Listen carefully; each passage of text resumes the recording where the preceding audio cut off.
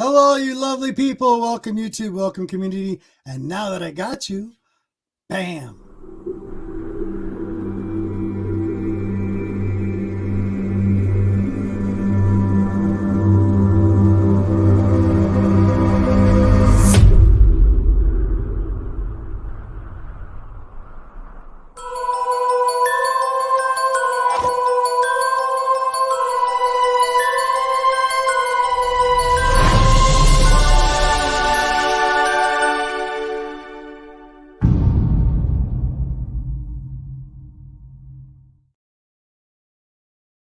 So welcome, everybody. Welcome to another Nerdy Collective. I have a wonderful guest tonight. It's going to be pretty good. It's going to be a little bit different tonight. I think you're going to enjoy it. If you're a video game player out there, you might enjoy this a lot.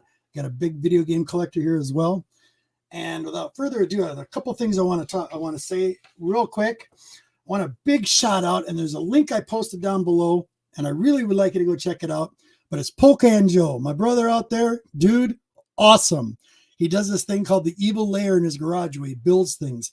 Well, his new build was, you have to go look. Go check out Pocan Joe's building a short box. And then he got an AOK from Geek Out with Roscoe. And new Pocan Joe logo is Roscoe's artwork. So it's really, really cool. And by the way, Pocan, if you're watching, I ordered one of your shirts. Sorry, I had to have the Evil Lair t-shirt. So awesome. So a big shout out to you, brother. And please, check out my guest tonight. His links are down below. Check out the Comic Hall crew. I'll post them in the links on the bottom, but they're all down there. There's a lot of people down there I'd like you to go see. So please go check them out after you watched all this and you've had a good time. If you got questions for Jace, please ask them in there. I'd appreciate it. Now, one last thing. This is a big shout out to Mary out there in the community. I wrote this 25 years ago and I've kept it on my refrigerator and I laminated it. And this is just for you. So I hope you're paying attention and I hope you catch us on the rewind. And this is also for all those particular types of individuals out there. I call it nobody's friend. You ready? Here it goes. My name is Gossip. I have no respect for justice. I maim without killing. I break hearts and ruin lives. I am cunning and malicious, and I gather strength with age. The more I quote, the more I believe. My victims are helpless. They cannot protect themselves against me because I have no name and no face. To track me down, it's impossible. The harder you try, the more elusive I become. I am nobody's friend. Once I tarnish your reputation, it is never the same. I topple governments and wreck marriages. I ruin careers and cause sleepless nights, heartaches, and indigestion. I make innocent people cry in their pillows. Sorry, harder lighting in here, guys. Even my name hisses. I am called Gossip. I make headlines and headaches. Before you repeat a story, ask yourself, is it true? Is it harmless? Is it necessary? That's just for you, Mary. So I read it. I hope you got something out of that.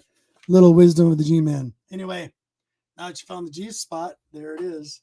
So on with the show, guys. Have fun.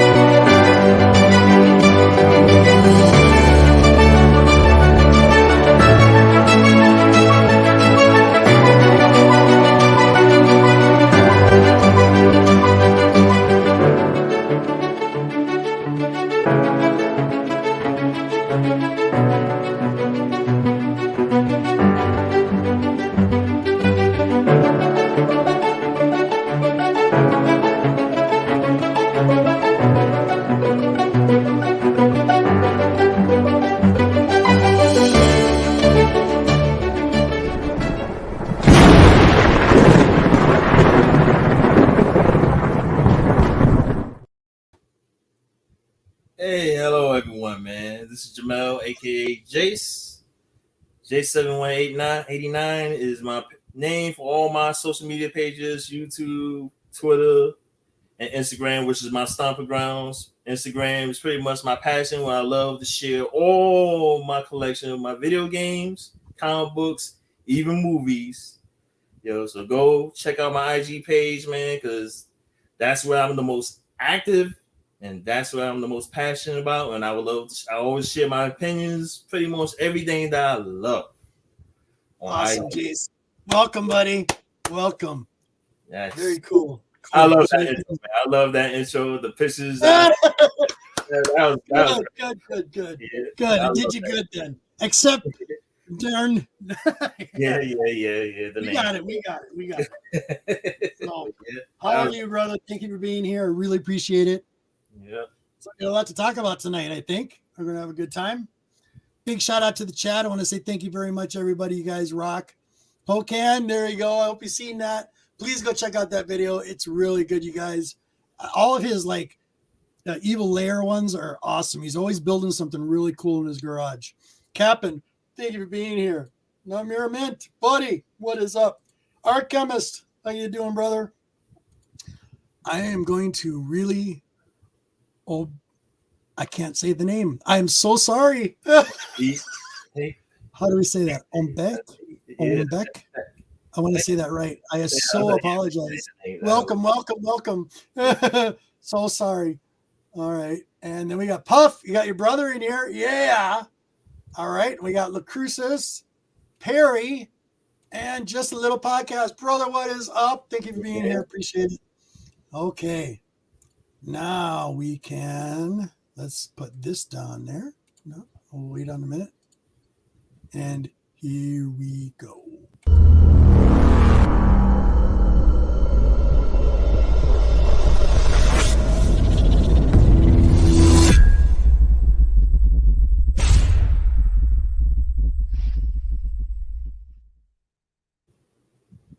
Hello and welcome to the Nerdy Collective. Don't forget, press the thumbs up. And I've just added G-Man on Xbox Live, and I'm sure it's a fish cat version of him because there's colour on that beard. I'm sure that's not you. Oh, I'm sure that's me, dude. That's me. 20 years ago. You've even got your chest out, a bit of chest hair. Yeah, it's scary. How you doing, Martin? Thank you for being here, brother. Okay, I'm here. Good. Just take some tea. Drink some tea. Hang in there.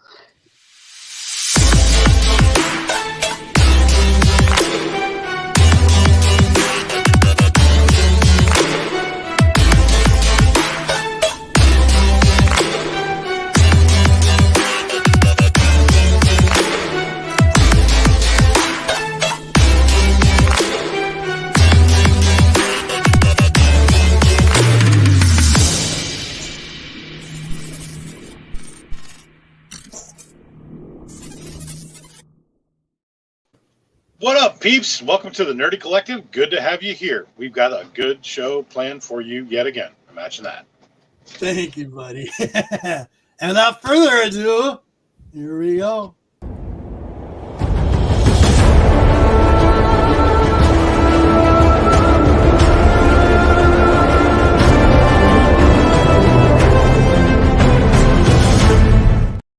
Hello, YouTubians! You know, I got a poem for you.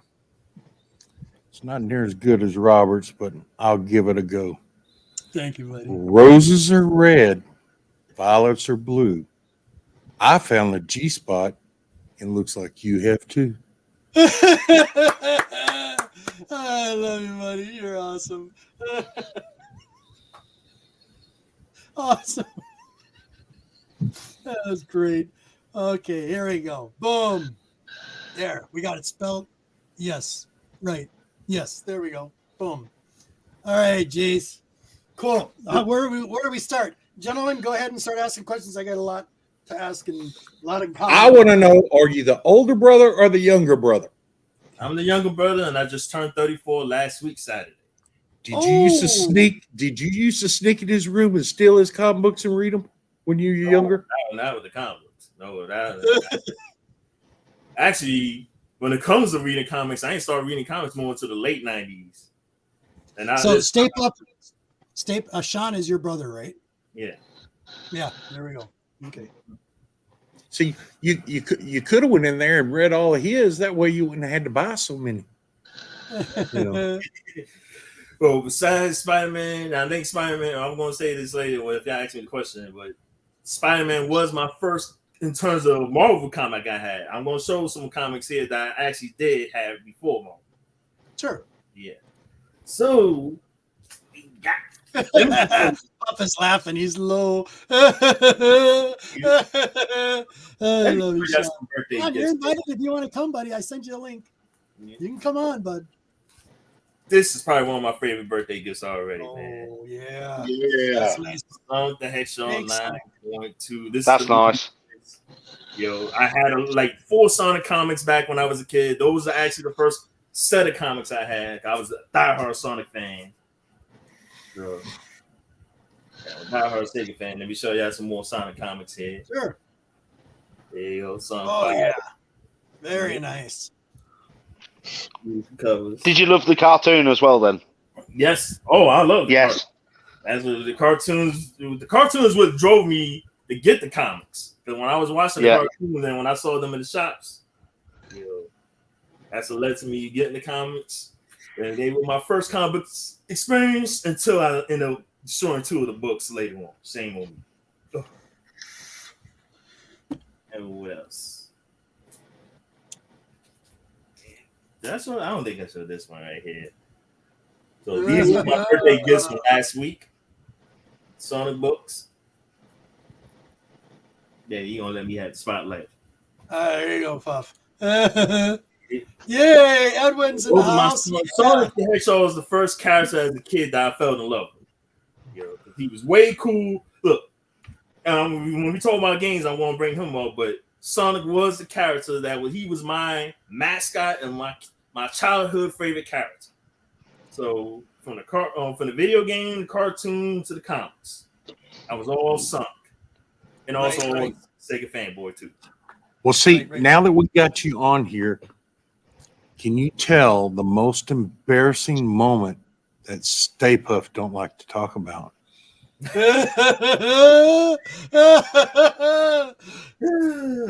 the hot seat.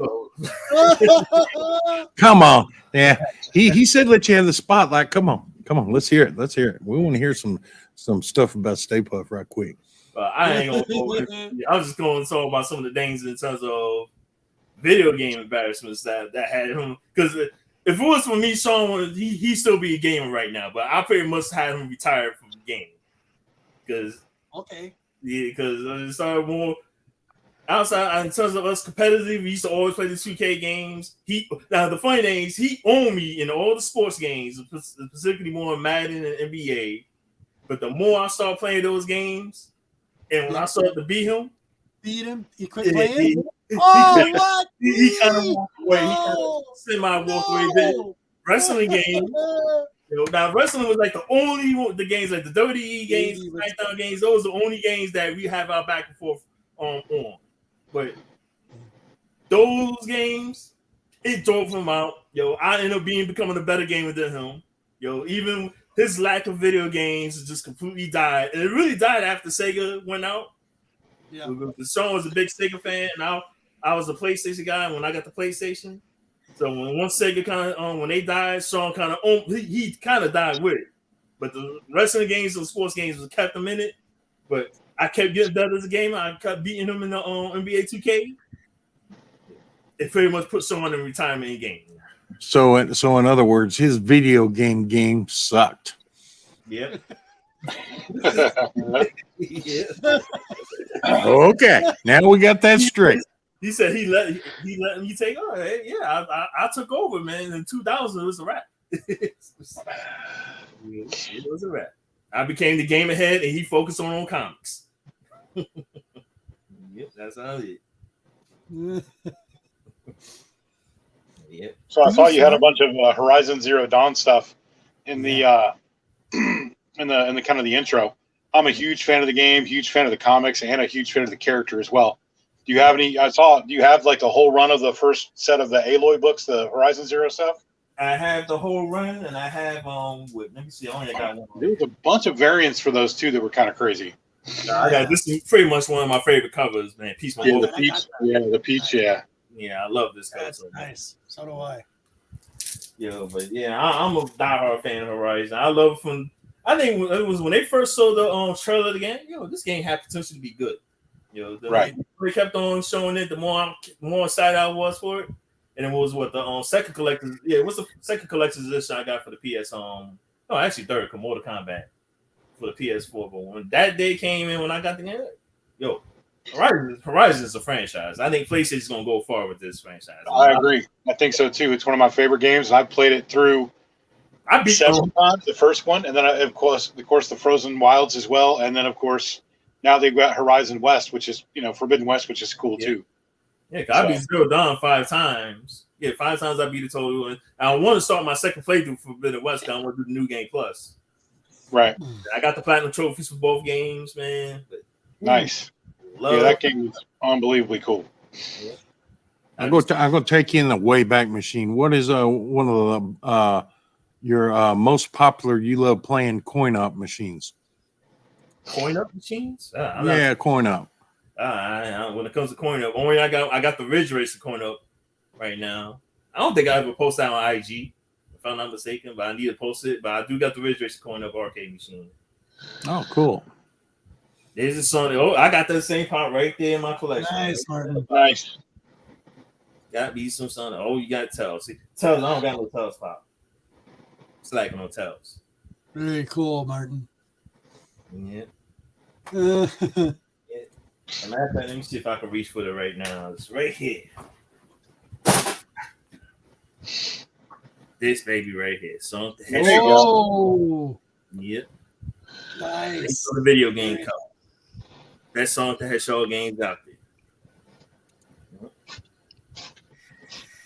So, yep.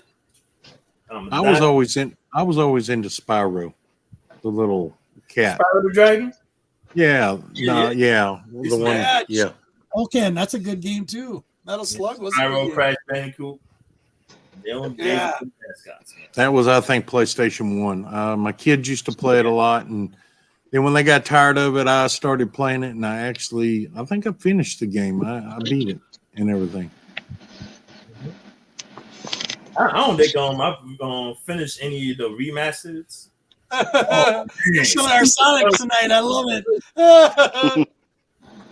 That's dude. Do you have this one?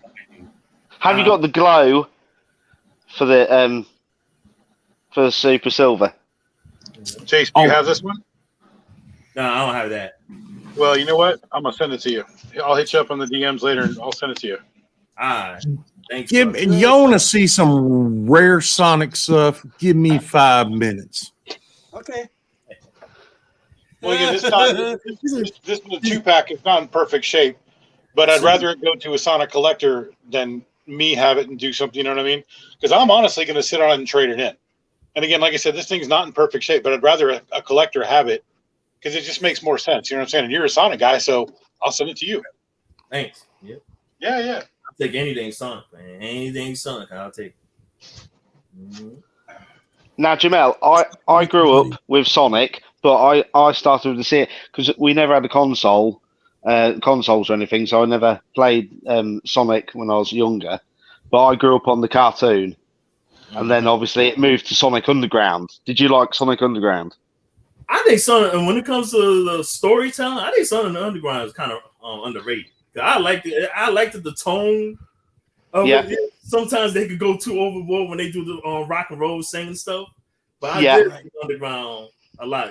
I'll still say it's probably the second best Sonic cartoon behind the Saturday one. And some of us now have no idea what we're on about with them obviously playing the instruments and everything. Yeah. That's how I remember when I first watched it, I was kind of annoyed with it, but the more episodes I watched, I kind of didn't probably. I was like, I'm more paying attention to the story going on, especially I love the what's the name, Knuckles in the show and Robotnik. Like yeah. The Sonic Underground, like I'll take because look, I was so annoyed with Sonic X. That cartoon. Did you like the movies? I'm just curious. Or the two recent movies? Yeah. The movies are good. They're really good. Especially the like it's hard for me to say which one is do I like. I love 2 with Knuckles. The first one was really good, so it's hard for me to say which one I'll say I prefer, but they both really good movies. I'm definitely looking forward for the third one. So, Sonic, he had the one thing I want to talk about with Sonic, because I talked about this multiple times on my posters on IG. It's how now you know how the comics and the cartoon is their own separate universes from the video games, and that's because the Japanese, because the comics and the cartoons are based off American created, while the video games are the Japanese. Yep. They don't acknowledge anything that related to the comic books or the cartoon. Really? No, they don't. It's all that's why when you look at none of the characters like from the Freedom Fighters, like Tails, Antoine and Bunny, never made any appearances in the video games. Huh. Never made any appearances because they use that as the Archie comic book series and the comic book Archie comic book universe and the cartoon universe. My issue is why the developers at least want to acknowledge them that they existed in the same universe. Because the comic books, they acknowledge that the video games existed in the universe. So I'm like, why they don't acknowledge that in the video games? That's crazy. Yeah, that's why I kind of get upset with that. Like, it's amazing that a lot of people who are not diehard Sonic fans don't know who those characters are. Huh. Yeah. Weird. That's weird. Yeah, I mean, you'd think that they would tie it in because it's just going to make them more money, right? Yeah. Yeah, I always see these fan-made pictures of the Sonic the Hedgehog side AM video game. Like, man, that's a game that should exist. Right. That game should exist. Because in America, they had Robotnik, because he was pretty much Robotnik here in America. And in Japan, they call him Eggman. But in the comic books, they killed off Robotnik and formed Eggman to be the main villain of the whole run. That's what I remember one time. I think in the mid to late '90s, I was kind of confused. Like, wait a minute. So, what Robotnik, was he the main villain all along, or it was 2 different ones? So I got the issue when they introduced Eggman. I got the issue when they killed off Robotnik, the issue number 50, when they killed Robotnik during the what's the name saga. But when they introduced Eggman, and he ended up being the main villain because he was the villain in the Japanese and pretty much in all the in the games. They just that's what it's so confusing because the Japanese versions of the Sonic games they call him Eggman, and the American versions they call him Robotnik. Huh. So, yeah, that's how they pretty much killed them off. And Sonic Adventures pretty much was like a continuation from what they did in the comics, and that's when they introduced the human action. Yes, NBA 2K. I used to love that game. Now I will give that was his shining moment on me. 2K12. It sucks getting old, doesn't it? It's always the younger crowd, and you got a 5-year-old beating your butt at some game. Chris shot just 7 points. And I had Michael Jordan's Bulls on me. I will say this: he beat me 2 times in back-to-back 2K games, including the one miserable game that will always stick to me when Michael Jordan got fouled out at the beginning of the 3rd quarter. I like. 1 second. I was so. Somebody just showed up. Real quick. Somebody just showed up. Bam.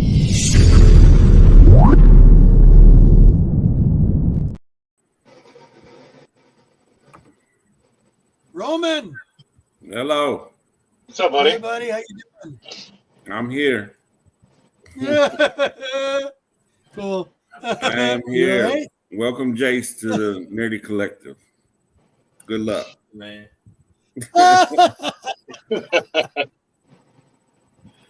You Sean tired? got You've me. had a day today, Bud?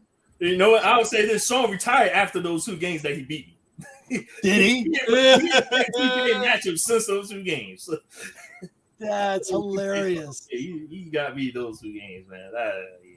Yeah. Yeah, but, Well, I noticed you're a huge PlayStation fan. I used to be a PlayStation fanatic as well, but over the years, I turned over to the dark side. I do play the Xbox, and I just updated my system after a 5-year hiatus. I'm not playing games. I just got back into it, and I'm just like blown away by it right now. Amazing. Oh yeah. Game I've been playing really heavily right now is Midnight Suns. I'm loving it. You playing that? I saw you mention that in the chat in the comment hall crew. That's why when you saw, is that the Midnight Suns game you talking about? Because I eventually play it because I know a lot of people who've been playing it saying that it's a really fun game. Yeah, and a lot of people have been hating it though, and I don't understand why. A lot of hate before it came out. And here's the thing: what it is the dialogue. There's a lot of dialogue in it, but what's cool is the company. I can't remember the company right now, but they did SOCOM, I think it was. Oh, XCOM. And XCOM game. XCOM, but they've done their homework when it comes to these characters, because what they did is took stories from like Blade and Morbius and Spider-Man and Iron Man, and they've actually taken stories from books that, as a fan, Ghost Rider, you would know these characters as a fan, as a comic book reader, and know about the backgrounds because they're in the story while you're playing the game. It's amazing. And the over-the-top spectacle is amazing, dude. I just beat Venom today, and while it was happening, all of a sudden out of nowhere, I think I'm going to get my butt kicked, and I'm just barely beating him. I finally get him down to the ground, and all of a sudden, boom, out of the air, you hear his voice, and it's Amazing Spider-Man coming down to save the day, and he's part of your group as you progress through the game. It's really cool, dude. But here's the cool thing. So I got it at GameStop when I bought the Legendary Edition, and I went back to the other day to go buy another game, and they go, Robert, you were here, and we totally forgot to give you this. And they handed me this. I can't believe they gave it to me. But I got... Oh, nice. Iron Man. Yeah, really cool. And if they come out with more of the Midnight Suns, you know, Hey, how many they got? I forgot. All I know is they got this just the one. But if they come out with more, I'm definitely buying more. This collection, absolutely, because I'm a huge Midnight Suns fan. The old comics, all of those, and I'm really into it. Rise of the Midnight Sun. But big kudos. I mean, as Marvel fans, I think you will really enjoy it, Jace. Really enjoy it. It's someone brought that up in one of the videos. They said that if you're a casual Marvel fan, you probably won't enjoy the game, but if you're a hardcore Marvel fan, you will love the game. Love it. It is. That's how I think that is. It's really only on Xbox. It's on as far as I know, it's on Xbox. It's only on Xbox. No, it's on the PS5. It's on PS5. Only on the 5. See, I only have a 4, so damn it. I don't know if it's cross-gen. I can't remember if it's on the PS4 or not. But yeah, a lot of times both, but we'll see. I know people are crapping all over it, and they shouldn't, because the true fans like us will really enjoy it. Trust me, it's so good. That's the one thing I want to explain about the video game community. And now, since you bring it up, I want to talk about that because it frustrates me with the video game community. Please. Especially when it comes to review scores. You have video games, and this is what PlayStation set the high bar. Whatever games that's exclusive to them, and sorry, G-Man, but the Xbox fanboys are just 100% guilty of doing this. Yes. If a game come out for PlayStation, if it get lower than 80 Metacritic score for all the reviews, they're just going to say, "Oh, the game was disappointing, the game trash, the game flop." I want to talk to y'all about a game called Days Gone. Days Gone. When the reviews, because the reviews came out and they buried that game. I think it got under this is 69 Metacritic score. I played the game. Now I will admit the story of the game in terms of the first 4 to 5 hours of the game was so slow. Yeah. And at one point I was like, man, I feel like dropping this game. Then I kept playing. Then once I got to Iron Mike Camp, holy shit, the game just opened up. I was enjoying it. The story was hooking me in more and more. And when I played the game, I've seen a couple glitches of bugs that then wasn't no groundbreaking that for me to say, all right, I'm gonna definitely drop the game. So I ended up loving the game. And now I recently did a post talking about underrated games that people seem to just blow by on. And the one that I do hate is that they blow by on them because of the review scores. If they see the game get a low score when it comes to reviews, they're just gonna say, I'm passing it up, or I'll just wait. You play the game for your own expectations. If you even if you had mid to low expectations, if you still have an interest in wanting to play the game, just go ahead and buy the game. You may not know whether you enjoy it or not. There was a lot of games that I played. Like it was another game that got low Metacritic score, Valkyrie Elysium. Yo, that was the first Valkyrie game they came out with since what? PS2. Like when that came out, when they announced the Valkyrie Elysium, I gotta buy this game. I love Valkyrie Profile too. That's one of my favorite Square Enix games on the PS2. So I had to get it. When I bought it, I played, beat the game twice, and got the platinum trophy. If you see that I get the platinum trophy game, that means I enjoy the game. Simple as that. If I don't enjoy the game and I say, oh, this game is bad, I'm not even going to bother playing it again. But I always say that if you see I get the platinum trophy game, especially if I had to beat it 2 times, that means I enjoyed the game. I enjoyed the game what it is. Another game that came out this past last month, Forspoken, that got hit with a lot of low review scores. Right. And I'm seeing people, especially Xbox fans, say, oh, once again, another PlayStation game, exclusive game, underperformed score-wise. Oh, the game is a flop. Game ain't selling great. Which I think it was number 6 on the top, the MPV charts. Everyone that I know, I know 2 personal friends who are casual gamers at best. They don't follow no gaming news. They don't review. They don't read review scores or watch YouTube videos. They bought the game and they enjoying the game. Exactly. So if these guys are enjoying the game, something's wrong. So I ended up picking up the game. I said, no, I'm going to buy the game. I don't buy it at full price, and I won't pay for myself and see how good. Because a lot of people I know on Twitter loving the game. They say, yo, the game is good. People was trashing the game because of a clip of they call bad dialogue. And no one game.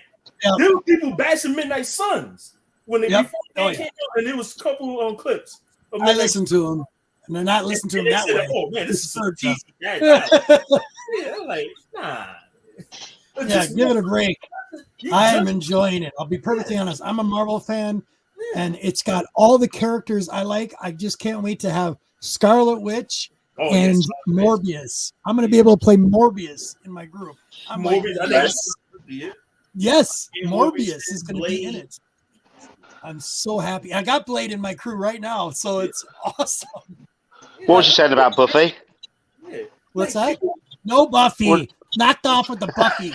I hate Buffy the Vampire Slayer. He always trolls you with the Buffy. He always gets you with that. The TV show. The movie was good. He got Ghost Rider, right? Buffy the Vampire Slayer was good. Cheesy and good. You got Ghost Rider in your team right now, right? What's that? You got Ghost Rider?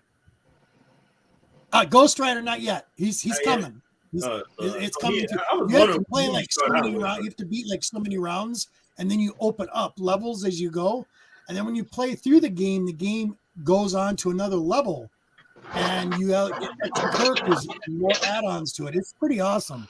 We just played it for 5 hours, reviewed it, really picked up half. This great conclusion. Doesn't deserve a 10 game of the year, but I don't know which one you're talking about. I'm sorry, Harry. I don't know what you.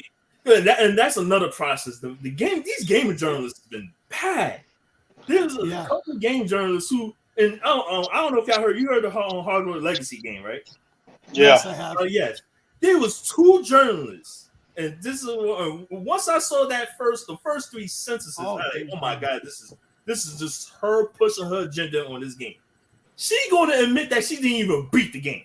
I'm like, you didn't beat the game, and you were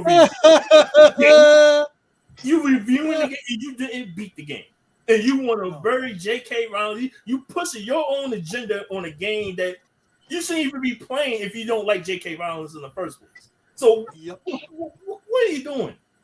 And when I see that stuff, I'm like, come on.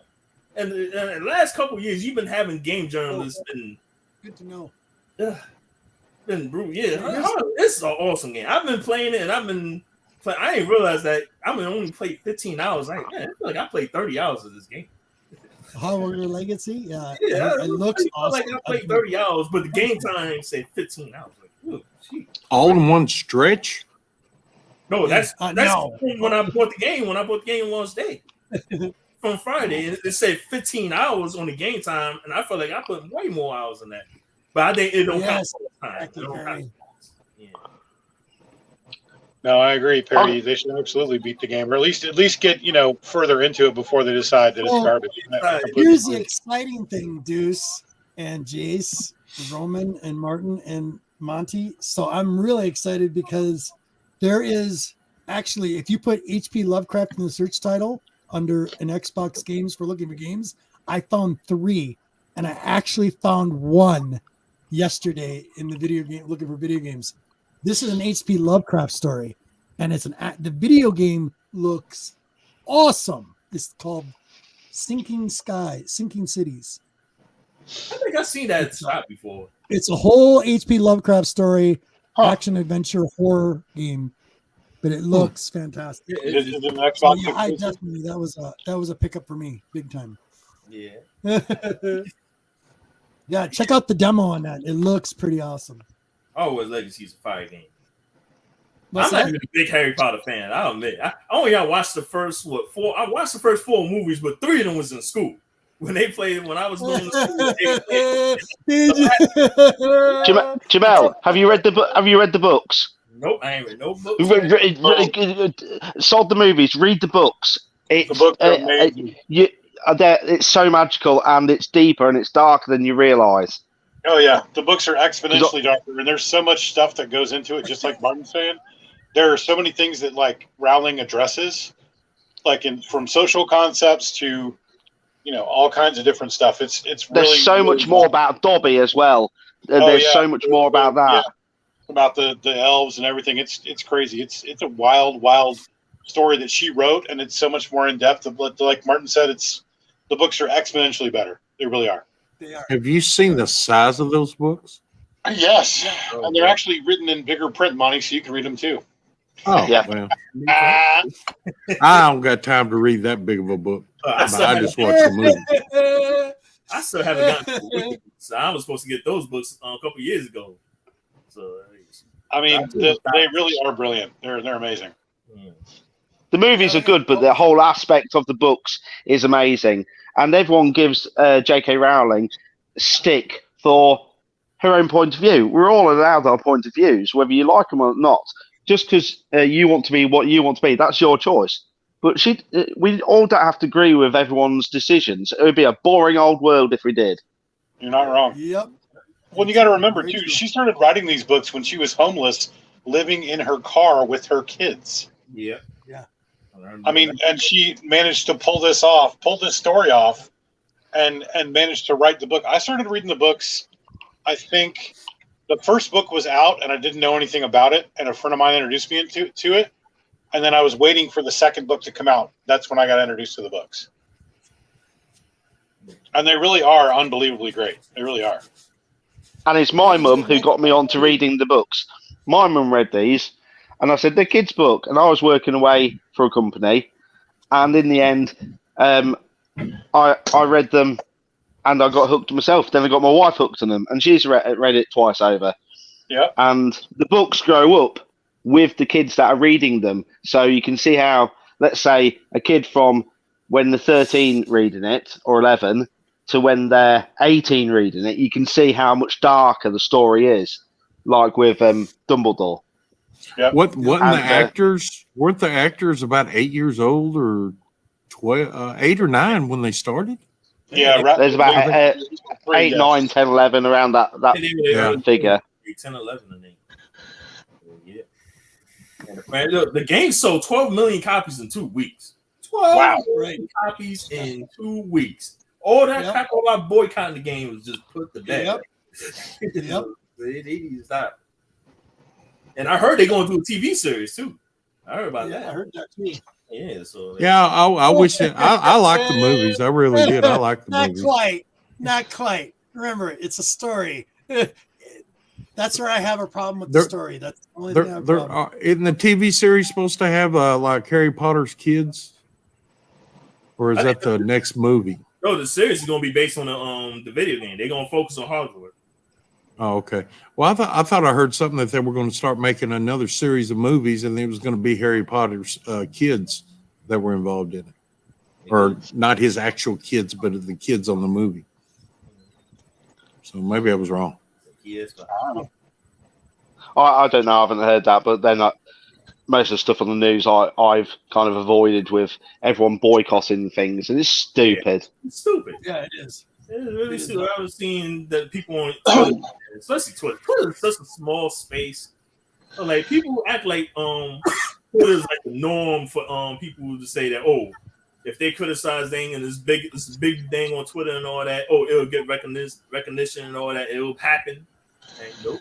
That's a small little pie. It is. It is on Twitter. Yeah. That's like, I mean, look, let me tell you this. I boycott Madden. I was a diehard, like we talked about earlier. I was a diehard, passionate Madden NFL fan. Sure. Even after because 2K was my NFL ESPN, sure. 2K5 was my game. But even after that, EA dumbasses going to run the NFL and say, "Oh, we gotta create an exclusive contract so we could get rid of 2K from making NFL games." That bull crap. I hate that. But I was still playing the Madden games religiously. All the way up to Madden 20. I think it was Madden 25 when it came to the PS4. I was not liking what they was doing further. They did Madden 07 all over again. You're going to take away a lot of features that was on the previous gen console. Now, I can't create my own team. Like, that's the one thing I was loving about, man. I created my own team, create the Brooklyn Bulldogs. We were dominating. Yeah, that's right, Barry. Yeah. Then all of a sudden, when I saw hey, what's up, Al? What's good, brother Al, man? Dusty. That's the big man. Okay, Al, no problem, buddy. Have a good night. Excellent job tonight. If you guys haven't seen the Comic Hall Crew, make sure you go check them out. They did a show tonight. It was excellent about blaxploitation films. Yep. Excellent. And Pup was in that as well. Excellent job. So great job, Al. Great show tonight. And it's very educational. Things I didn't even know. So it was fantastic. Like 3 of the last 4 shows are educational shows, especially the Black Comic. Exactly. I was doing my homework. I was writing stuff down like I did not know this. Like the first guy you guys had on with the comic book collecting, he was amazing. He was awesome. Amazing. Education. J-Man, did you hear about the Roald Dahl books being changed? No. Yep. They're rewriting them. And it's now been cancelled. It's all been there's rewriting them. So the fat lad in Charlie and Chocolate Factory, there's rewording. He's not going to be extremely fat now. He's going to be enormous. I'd rather be called extremely. I'd rather be called extremely fat. I don't want to be called enormous. I'd rather be called extremely fat. Enormous is worse. Okay, let me put it to you this way. So in the gaming community, right? So I played Magic the Gathering as well, right? They used to have a bundle. They used to have a bundle called the Fat Pack. Somebody out there in the world got offended at the word "fat" in the word of a pack, so they changed that to bundle. This is the world we live in, gentlemen. This is the world we live in. Very, very sensitive. So literally, you can't call it a fat pack anymore. It's now called a bundle. I'm calling it that, a fat pack. I still call it a fat pack. I don't give a shit. But I'm like, are you kidding me? This is the world we live in. Like, people are so offended by a random adjective. I'm like, okay, unicorn. Okay, snowflake. It's okay. Like, please, that's the world we live in. People but out they've there, cancelled it now. Please, people out there, don't call me enormous. Just call me fat. I'm with you. Yeah, I'm with you. I'll be fat too. I'm cool with that. I'll take fat all day. Enormous can be in any size. Man, that's like, come on. Anyway, you know, the blimp was enormous. Yeah, I was going to say, the Hindenburg is enormous. That too. Yeah. So, but they've won now and they've cancelled. They've cancelled. They're not doing any of the changes now. Yeah, it's like I found. Okay, here's another game too, Jace. I was telling you guys we were talking about games, and I'm still waiting for the collector's edition book to come in. It hasn't come to me yet. It's a collector's edition book, and it's on the whole story. It's on the whole story of Scorn. There's an interesting game. That's an interesting game.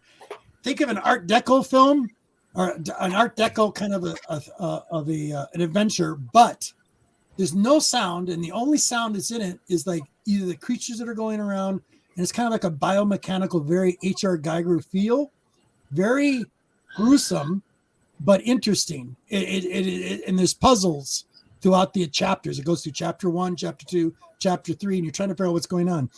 But from what I can make out so far, it's about the engineers from our Alien franchise. Looks really interesting. I've only got through like the first half of the first chapter. Still trying to figure it out. But it's really cool. Game Pass, right?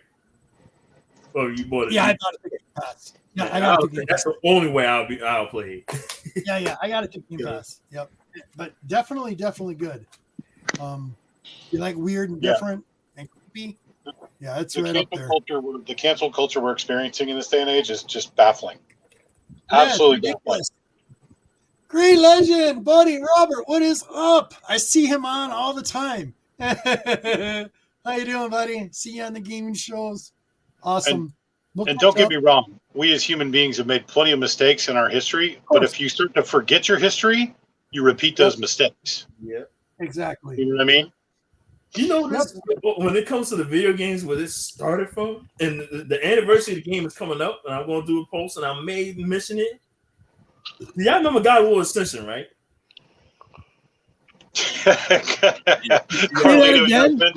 Carlito, you know what you get? Carlito, I love you, buddy. Carlito, you know what you get when you get offended? Absolutely nothing. Congratulations, you're offended. I love it. But God of War Ascension. What were you going to say, Jace? God of War Ascension had a trophy where you find the three sisters. When you start one of their facing, the trophy come up, bros before hoes. Right. It would come up, bros before hoes. I don't know. Y'all know Adam Sessler from G4 on those shows? Yeah. He reviewed the game, and when the trophy came up, he was offended by that trophy. Bros before Unbelievable. So mad. Oh, God. Santa Monica had to go and pass the trophy. They had to change the name of the damn trophy. That's ridiculous. I was so pissed off. Like, really? This guy Adam Sessler gonna do a video when he reviewed the game, then he gonna rant about it and say, "Oh, I'm offended by that trophy." Like, and y'all I was more upset that Santa Monica changed the trophy. I'm like, why y'all damn trophy, man? Yeah, I am so glad I'm close to death. Every day I get closer to death, and I'm like, when's it going to get here? I mean, this world is going nuts. And it really has gone absolutely batshit crazy. It doesn't make any damn sense. What do you think, buddy? Get in this conversation. Here. I've got one. Something really controversial to say, and just let me say it. I hate it. My kids want to sing songs. How are they going to sing? I'm going to swear. How are they meant to sing the fucking song when we're told not to use the N-word? I hate the N-word. And then you get people singing the song and they use the N-word about 50 times in the song.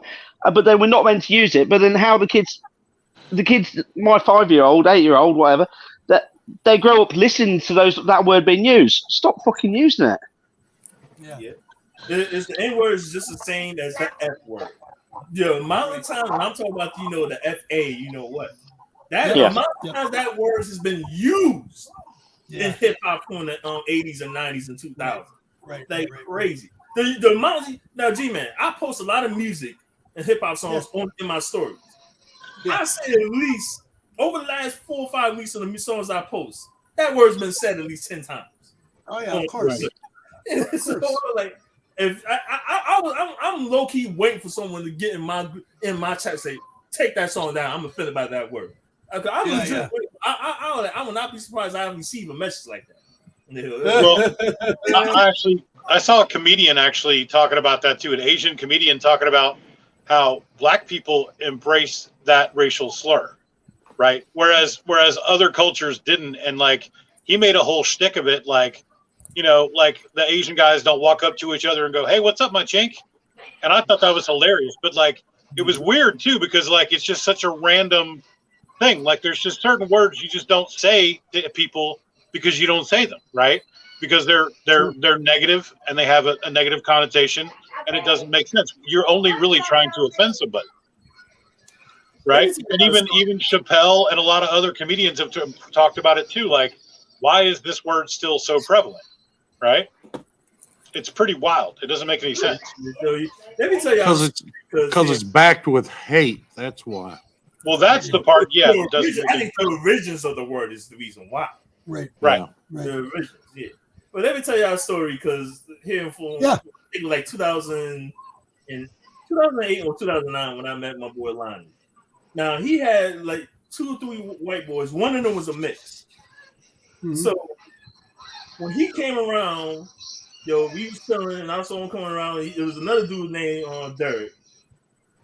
I legit heard him say, "What's up, my nigga?" And when I was like, my head was like, "Wait, doesn't sound right. What's going on here?" So Lonnie explained to me that he was born in a black household, so he was surrounded by pretty much majority of his life black people. So when he says it, they were set because he was pretty much lived around their culture, hip hop, and all. And he even the funny thing was that he know a lot about black movies more than black people themselves. So that's what that was like. Whoa. And let me tell you, there's a couple of rappers. I don't know if you ever heard Milkbone. Yeah, I've heard of that. Early in his career, in some of his songs, there's Milkbone. Yeah, he said the N I word. give them the dogs. Yeah. So it's like with the whites, and that's in Milkbone's from the hood. He's born and raised in what's the name? The project, the Delaney Projects. He's born and raised around that area. So the black community right there pretty much raised them and welcome them open arms. Whereas guys like Eminem and them, no, you're not associated with us because you wasn't raised around us. So yeah, you're a hip hop guy, but you're not part of our culture and our livelihood. Sure. So that's why I was saying there's certain white people, and in terms of the white people that are growing around, and let me tell y'all this: you have black people who going around white people in a white community. And they act like white. They act the white people way. And you got the Carlton from Fresh Prince and all that. You got them in that state. Yeah. So even different type of culture growing up. So like you have Asians. Like I had a friend who was a mixed Asian black. He was surrounded by that N-word like crazy. Yeah. So when he says it, no problem. Oh, Mindy, you got something you want to say? You look like you're ready to say something. I'm just here. Roman just thinks about the buddy, I love you, dude. Okay, let's get on. When I don't say that, I ain't got nothing nice to say, so there ain't nothing to say. That's right. Okay, let's go on. I just hope nobody got a lot of hoes around them. Yeah. Let's move on. If the bros come first, keep the hoes away, I guess. I don't know. Well, let me put it this way, Roman, if I had hoes around me, you know what would be the first thing that happened? I'd be gone. I'd be out of here, buddy. Well, my thing, okay, so when hoes becomes offensive, like, does that mean that you admit you're a hoe? I'm a hoe. Like, I've been a hoe all my life. Do you have to admit I love hoes. I love hoes. Let me tell y'all that right now. I love hoes. So if you get offended by the word hoe, that's self-admission that you are a hoe? Is that how that works? I'm just curious. Let me put it this way. If I was a female, I'd be a hoe. That's the worst thing. Now, if it was a female gamer, a female reviewer, maybe you'd say, oh man, Adam Sessler, you were offended by that word. All right, stop it, bro. Oh man, I lost all credibility for that man when he did. You know those saying? The queen brought me something she wants me to show you. Hold on. Sorry, we're gonna change this up a little bit. So You don't like big talking shout about out. hoops? Scarlet Yo, look at this. She got this pin, Scarlet Witch. She wanted me to show you this. Look at that. Awesome. Thank you very much. Very cool. All right. And then the next one was recommendation. Must read. Excellent. Jace, you'll love this. It's really good. And it's done by Rodney Barnes. Rodney Barnes wrote this. And this is actually his company right here. It's called Zombie Love. Great read, you guys. Check it out. So, break it up just a tiny bit. Do we have some more questions for Jace? Because I want Jace to start showing some of his stuff. Yeah, Jace, I'm curious. Like, what are some of your favorite Funko Pops that are not Sonic related, man? What do you got? I see you got a bunch of pops. I'm just curious what you got. Oh, That's a place. That's a finger now. That's a place in the UK. Okay, I'm just curious. Can I move there? Can I move there? I'm just curious. As long as you're gentle. All right, hurt. Is that where proctologists are from? I've been there as well. Ooh, And it wasn't in the club on a Saturday night. I wouldn't admit that. Okay, back to Jace, guys. There you go. Boom. So I have a lot. Yes, please show some of this. You got my favorite right there, Galactus. Yeah, I got 2 Galactus pop, the small one. There you go. Yeah. All the fun. Now Thanos, I think Thanos in terms of characters. Oh no, correct. Spider-Man, because I don't know if y'all can see those up top. Those are all Miles Morales right there. That's what we got too, Jace. 10 Miles Queen. Yeah. The Queen's got all of them. Yep. Now, Spider-Man is a character guy. I got Peter Parker Spider-Man, mostly the movie Funko Pops on all 3 movies. So very cool. In terms of favorite Funko Pop, man, I got too many goddamn pops to say. What's your favorite pop out of your entire collection? One favorite. One. All right, top 5 in no particular order. Yeah, there you go. Well, top the Twisted Metal Funko Pop. I don't know if y'all can see it. It's right here. Sweet Tooth. You got the Sweet Tooth? Yeah, Sweet Tooth. Big one. Yeah, the Sweet Tooth is awesome. I have that one too. Yeah, and I got the Aloy, the second Aloy pop, not the first one from the Kaja one. I forgot. Yeah. Now, if I had to, the Thanos right there, the big Thanos one, and love me some Nova. Oh, the Wonder Woman Jim Lee. Yes, that's automatic. Jim Lee? Yeah, the Jim Lee Funko Pop. Which one? I can't. Let me see. You can't reach for it.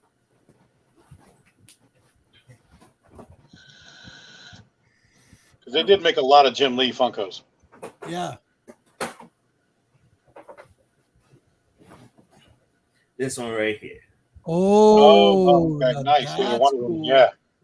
Boy, the Queen's that's based off the comic book cover. Yep. I got wow. Yeah, so this is definitely awesome. Top 5 right here. Yeah, I'll be okay. Nice. And these are just all my comic books pops. So I got some video game pops here, but I got movie pops on my shelves. Very cool. Yeah, movie pops and games. Yeah. So Joey, I have to count my Funko Pops. The last time I count, I was at 151 Funko Pops, and that was back in 2021. So, and I know I made 10 purchases, so I should be over 160. There you go.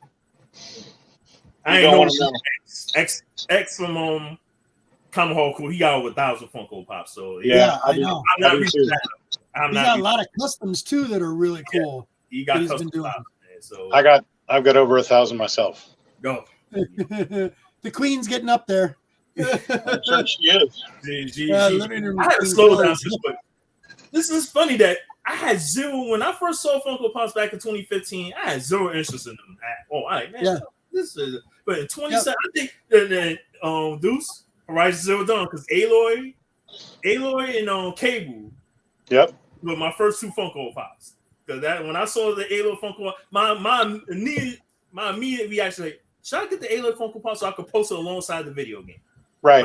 My IG posters. So I'm gonna go ahead and do that. I got the Cable Funko Pop, Deadpool, and the 2 Mortal Kombat Sub-Zero and Scorpion Funko Pops. And from that in 2017, that's just when I was buying Funko Pops like crazy. after 2 years of 9 Funko Pops. So, I was Okay. I was the same way. Like I was like, who buys these things? Like I was in a GameStop one day, and I picked one up, and I think it was a Michael Jackson, and I was like, do people really buy these things? And I put it back, and I'm still kicking myself to this day that I didn't buy that damn Michael Jackson pop. You know what I mean? But I mean, like, not 3 months later, I'm buying a bunch of the Funko mystery minis, right? Because they put out a bunch of the horror mystery minis, and then they started doing like the X-Men mystery minis and like all these other minis, and I was like, oh crap, these are cool. And I started buying those. Next thing I know, I buy a regular size Funko. Several years later, I've got over 1,000. It's crazy. I think I'm gonna buy a Volkswagen Beetle and glue all my Funko Pops to it. Okay. All right. Now let's get into. Let's see. There was some. Okay. So, how big is your video game collection? And is it mostly? Well, right now I think I haven't counted my PlayStation game, but I'm over was it 900? Okay. Oh gosh. Yeah, PlayStation, I'm over 900. Oh, well, the PS5 is going to get to 100, but all four from PS1 to PS4, I'm over 100 games each. What's your most rarest, most expensive video game in your collection? Oh, don't do it. It's not even rare. It's Capcom games. I was telling people when I did my Capcom post back in January, when someone said that, man, those games are expensive. I was like, the Sega Saturn and the Dreamcast games alone, in terms of the value, over $1,000. Wow, really? Yes. I'm lucky that I was able to get the X-Men Children of Adam and the Super Alpha games for the Sega Saturn when I was a kid, because those games were $200, $300+. Wow, really? The Capcom games for the Sega Saturn and Dreamcast are very expensive. Wow. I was looking up Project Justice. There you go, Pup. I refuse to go down here. Our Project Justice is going up every year. I don't know if y'all ever heard of Rival Schools, but Project Justice is the sequel to Rival Schools, and that's on the Dreamcast exclusively. And I saw that in a store, a mom and pop game store in 2001, and I had no idea it was the sequel to Rival Schools. Right. So I saw Project Justice, so I didn't look at the case because it was behind the wall. So I would have to ask the guy to look at the case and look behind it and see that, oh, this is a Rival School game. But I didn't. It was there for $50. 10 years later, I looked up on eBay. It's going over $150. Like, wow! What's going on? Retro games going up like crazy. Retro games have gone absolutely bonkers. I remember years ago I traded in my Super NES and like 26 games, and I had like the receipt, because back in the day GameStop would give you like a receipt for your credit, right? Yep. Well, I moved like 2 times right after that, lost the frickin' receipt. I had like $200 in credit at GameStop for this system, and if I'd have held on to that system with those games, I guarantee you it's worth, I can't even tell you now, stupid amount of money. Anything Nintendo, you get big value for. And right now, I'm legit considering trading in my Switch collection, because I barely use my Nintendo Switch. But the reason why I keep on saying that I'm not going to trade, because there's 5 games on it, and G-Man, if you get a Switch, Marvel Ultimate Alliance 3 is a game I would definitely recommend for you to play. I love it. I've thought about getting the Switch. Yeah, I love Marvel. Because a few people in the community play it online. Yeah. Play with each other online. But the Switch, especially Nintendo, the one day about Nintendo, none of their big names games, in terms of exclusives, they never drop in price. You never. They're going to stay $60, and that's it. And when they do, in terms of when they officially go out of print, in terms of no, they're not releasing anymore, they're going to go up and up. Let me tell you, I'll tell you this right now. Nintendo is the smallest amount of games I have in my collection. Right. The smallest, especially for the NES. I think I got 8. The same games we had since our childhood. The Super NES, I think, is 14 games. Let me see that. Mark those games. No, I didn't mark them games now. But the Game Boy is my only. I got 6 games. Now I never owned an N64. I only borrowed from my cousin. I borrowed from my cousin 3 times, so I never owned an N64, and I never owned or played the GameCube. And I refuse to get the GameCube because I've seen these ridiculous prices of these games. Metal Gear Solid Twin Snakes, which I always like. if that's the one game I would like to play on GameCube, because I'm a diehard Metal Gear Solid fan. Sure. So when I see that the price went up, the wheels, it was $80. I think when the last time with the Game Aid. Then when I went back, it went up to $120. I said, nope, I'm not buying this game for. Oh, look at that! Sandy's in the house. She's a huge video game player. How you doing, Sandy? I would love to have an N64. Girlfriend of mine, her little brother had one, and he and I used to play all the time. And they had Shadows of the Empire, and that game was just unbelievably fun to play. Not to mention they had Turok too, and that game was super fun on the N64. When I borrowed my cousin N64 for the second time, he had 007. I'm like, oh man, that my first. Yo, that game was incredible. I played that too, but that was way later. Yeah, okay, so now that we're kind of going with the video games, so where did your interest come in from that to comic books? So I noticed your collection's kind of spread out. How did you get into comic books? I haven't counted my comic books. I know my collection of comics is bigger than my games. So okay, but when I really started collecting comics, it was Cable. He was the first character. I think it was 98, 99 when I went to a random bodega store. You know, the corner stores in New York. Some stores have a comic book section, and I bought like 3 or 4. It was like a couple Cable issues there that they had. So I ended up picking those books up. I read those books. And I think it was 2000 when my family came down here to Disney, and we went to Orlando. We went to Disney. We went to Universal Studios. Universal Studios had a Marvel store, which they had a lot of Marvel merchandise in a small section of comic books. And they had 8 Cable issues, and I think they were all in the 40s and 50s. I ended up buying those books, and from there on, Cable was the first character I started collecting. Nice. He was the first character I started collecting, followed by Spider-Man. When we moved down here in Florida, when we went to one of the cons down here, I bought about at least 13 to 14 Amazing Spider-Man books, and I started buying a lot of Spider-Man books. So when did y'all move? What? Sorry, I was saying, when did y'all move down to Florida? 2002. Okay. 2002. Last year was the 20th anniversary. Last year, January. So been here in Orlando for 20 years, which I never thought I would have been. Is it real humid in Florida?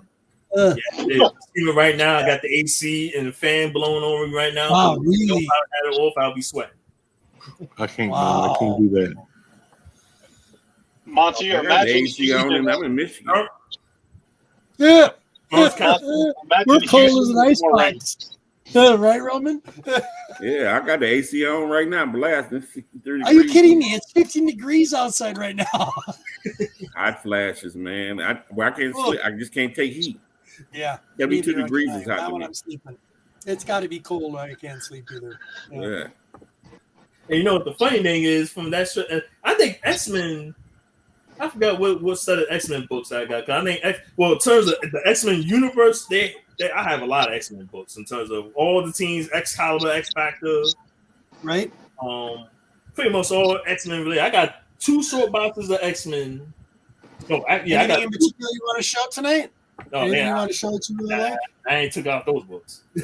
No? Took out those books. I got 2 short boxes of X-Men, a whole box dedicated to Cable and X-Force, and I'm about to put together a long box with all the pretty much X-Men books from the 2000s and all the remaining. I think there's a lot of what's the name? A lot of Excalibur. I gotta organize those X-Men. Those books I picked up so many books over the last year and a half, and I still haven't fully organized.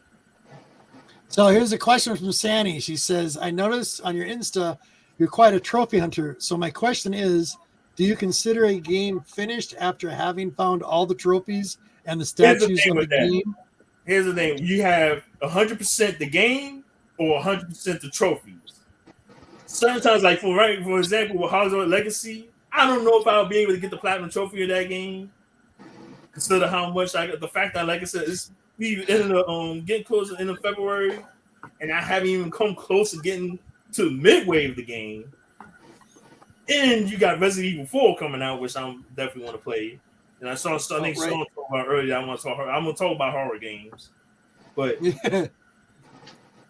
when it comes to the platinum trophy, I only platinum trophy games that I enjoy. Because if you look, I got over 77 platinum trophies.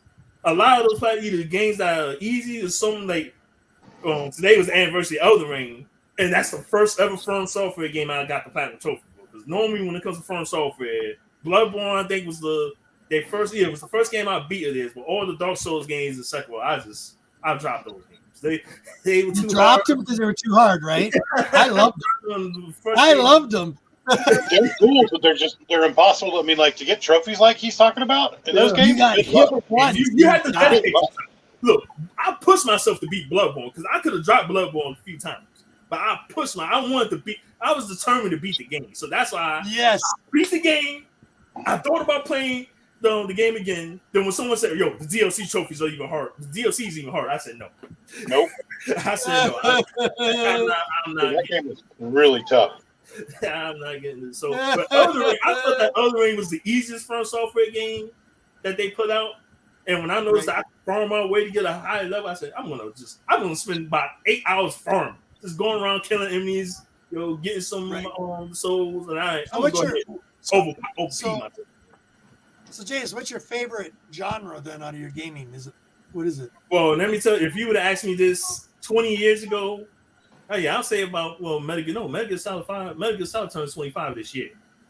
So before 1998, racing games, fighting games, and sports games. Those are my top 3 genres.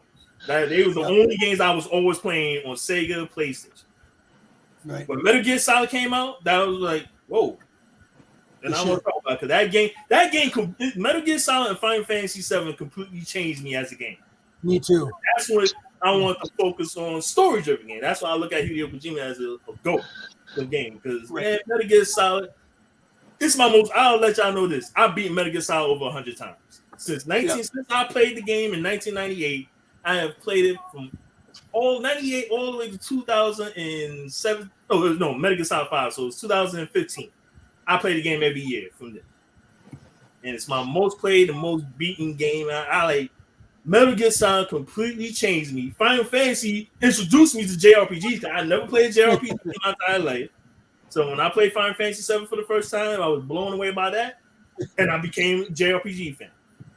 And then even so you do like role playing games? Yes. Now I got more into Western RPGs. I'll stay on 2000 for Fallout. I think Fallout was like the first Bethesda RPG game I played. And from there on, that's when I started. I was only playing JRPGs. Final Fantasy and Persona was like the 2 JRPGs, and I played a little bit of Wild Hearts and Telltale series. So, but the new Final Fantasy looks pretty good coming up 16, here. Yes, I'm hyped for Final Fantasy. Looks pretty good. We won't see it for another year or so. Oh no, it's coming out this year.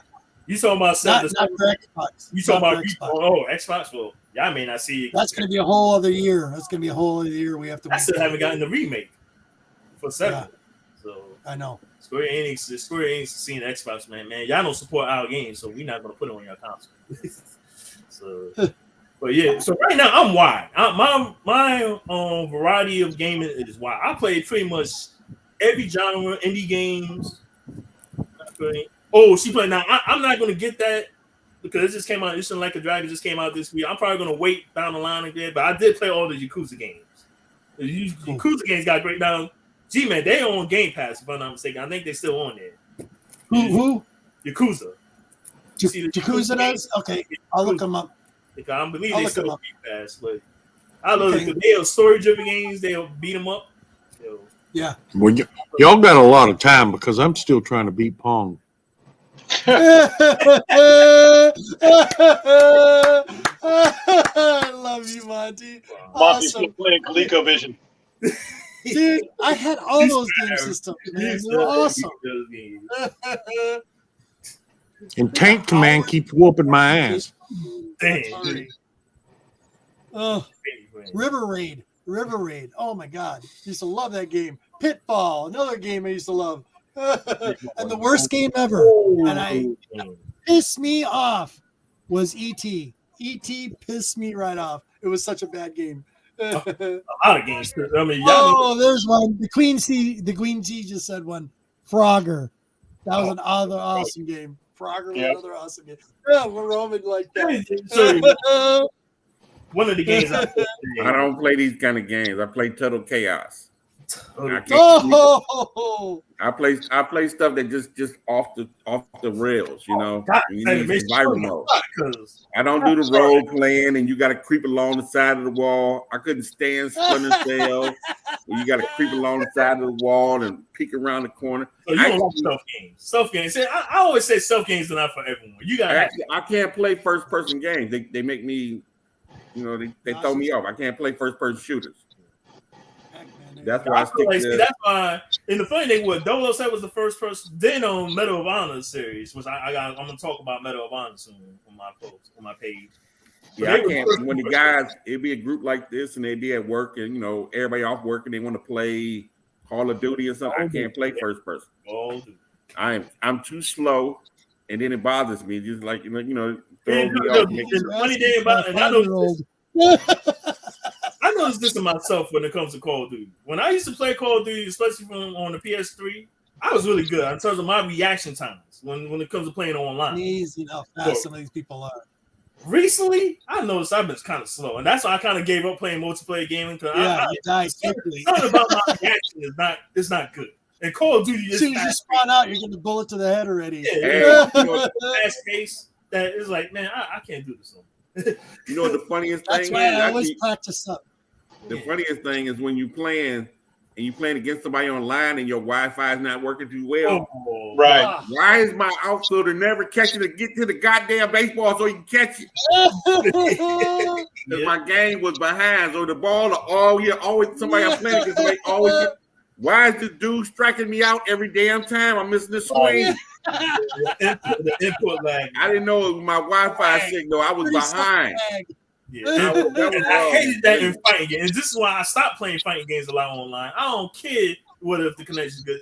The moment I see one input lag that messes up my combo, I'm furious. So, man, I refuse to play. That's not the team man's philosophy. I have to stay up on top of my game. I've been practicing again now that I've been getting back into it. Been practicing my Mortal Kombat 10 skills. Yeah. So I've been playing with that because my grandson, when he comes over, he wants to play grandpa. I got to make some competition for him. And he'll kick my butt like 3 or 4 times, but then I will own him at the very end. And he gets mad. Oh, he gets mad. I love playing the Alien and the Predator. I knew 2004, 2005, it was time to give up the sports games because when them 14 and 12, 14-year-old kids start killing you in the sports games, it's time to give them up. It's time for you. It's an arcade game. We're kids. Me and Monty, everybody here played outside. We played football for real. Football, basketball. Then they make the game so realistic that hey, they not the kids see an arcade game where I know to put this cornerback over there or put this guy checking this or hook this goalie in. You know how the game should be played. Once they're able to adapt to that, it's a wrap, dude. It's a wrap. I could beat kids all the time because they didn't know how to set defenses up, all that kind of stuff. They didn't understand I didn't even know that much about hockey, but they didn't know how to beat me in hockey. They couldn't beat me in soccer. They couldn't beat me in basketball. Once they adapt to all of that, the knowledge you have about the game, and they adapt their skills to playing, it's a wrap, man. You might get that up. Outside. You know, my grandson always catches me off guard, too. He'll find something new with me every time. You know, back in the day, if you give me a stick and a tin can, I was entertained for a whole week. Right. Yes. Because you would always. And if I needed a machine gun, I found a bigger stick. If I needed a pistol, I went to a tree and made me a pistol. Right. And my dadgum army helmet was my mom's pot. She never used no more. We were invented back then. My parents used to tell me, go play in the dirt. There's this weird thing we used to have back in the day called imagination. Exactly. Yeah. No, it's a weird thing we had back in the day called 12th Street versus 14th Street. Right. Baseball or basketball or whatever. Yep. Got rivalry game with them guys across the way. We got to go play them. Yeah. Man, that was right now it's online competition. Oh, we got the online. Yeah, you done come home. Your mama looking at you crazy because you done come home with a dislocated shoulder or something. Your collarbone fractured or something. You got to take it to the hospital because you out there trying to win. Hollering and screaming. You know, the sunlight was your time on the field. Once that sunlight, hey man, we got 2 more innings left. You're arguing with your friends because you got them. Hey man, I can't always be on first base. You can't do nothing else. You stand over at first base, man. Yeah. So let's back to Sam Mace's question. Music. Yep. Streets of Rage, one of the greatest soundtrack of all time in video game history, man. Both games, Streets of Rage 1 and 2, I could listen to those soundtracks like crazy. Fighting on the Streets, one of the greatest songs, opening songs to a stage of video game history, man. Streets of Rage 1 and 2, Metal Gear Solid. Oh, I always like the Killer Instinct soundtrack. Yeah. Oh, that video game soundtracks back in the day was just pure awesome. Yeah, absolutely. I mean, the Killer Instinct soundtrack, man, I played the daylights out of that game. I got so good. I had buddies of mine that would come over and play, and it was game over. Like they just would drop them. They just drop the controller, and be like, "Man, I'm not playing you anymore. I'm done." Right here. Mario. Nah. Nice. I like the Space Invaders soundtrack. If that's the case, I like Tempest soundtrack. It comes to video game music, man. Because even some of the modern day game music is great, man. Absolutely. Like, God of War, when I listen to Barry McCray music, man, like, yo, this song, this composer is just awesome. Every song in the game just fits the settings perfectly, man. Like, God of War, man, is just awesome music. Mortal Kombat, yes. Yeah. Space Invaders. Yeah, video game music, man. How many systems do you have? Oh, systems total? Yeah. Oh, PlayStation, I of course have the most. Now, every PlayStation console except for was it the first play? Well, I got rid of that one, but every PlayStation console from the PS2 to the PS4, I have multiple consoles. PS4, I actually had. I just traded in my original PS4 Pro. I kept the Spider-Man. I'm keeping that Spider-Man PS4 Pro. That ain't going nowhere. Exactly. The PS3, I had 5 consoles, but only 4 of them work. 4 of them don't work no more. Wow. My white one, I forgot to mention this, so I ain't did my post on IG yet. But my white one is not working. The Super Slim, it's not working. You hit the light and it's blinking and it just goes out. So I don't know what happened there. I don't know if it caught the yellow light of death or not. I still got my fat PS3 that caught the yellow light of death, can't be repaired. So, and do you have your video games? Do you have your video game consoles plugged into a surge protector strip? Oh, everything's. I've been surge protector for the last 20 years. Oh, good. Hey, wait a minute. I'm just thinking about how old he is. So he didn't have an original Nintendo. Oh, I got this. The Super Mario 3's original. That's a regular Mario. So you got a double dribble over there in a Tecmo Bowl. Huh? I got the NES, Super Nintendo. I still got both consoles, childhood consoles, Sega Genesis, the Sega Master System. I ain't never. It's only Sega phone. You can repair those broken PS3s. I've repaired 3 or 4 of them. So yellow light of death. All you got to do is take it to bits, put some new chip at. I know I saw people who did the YouTube videos on how to repair them. I just ain't got the It's easy. It's easy. So I decided everywhere I take it, they said it's unrepairable. You can't repair it. Right? Guys on YouTube are doing it. Why you can't? Right. There's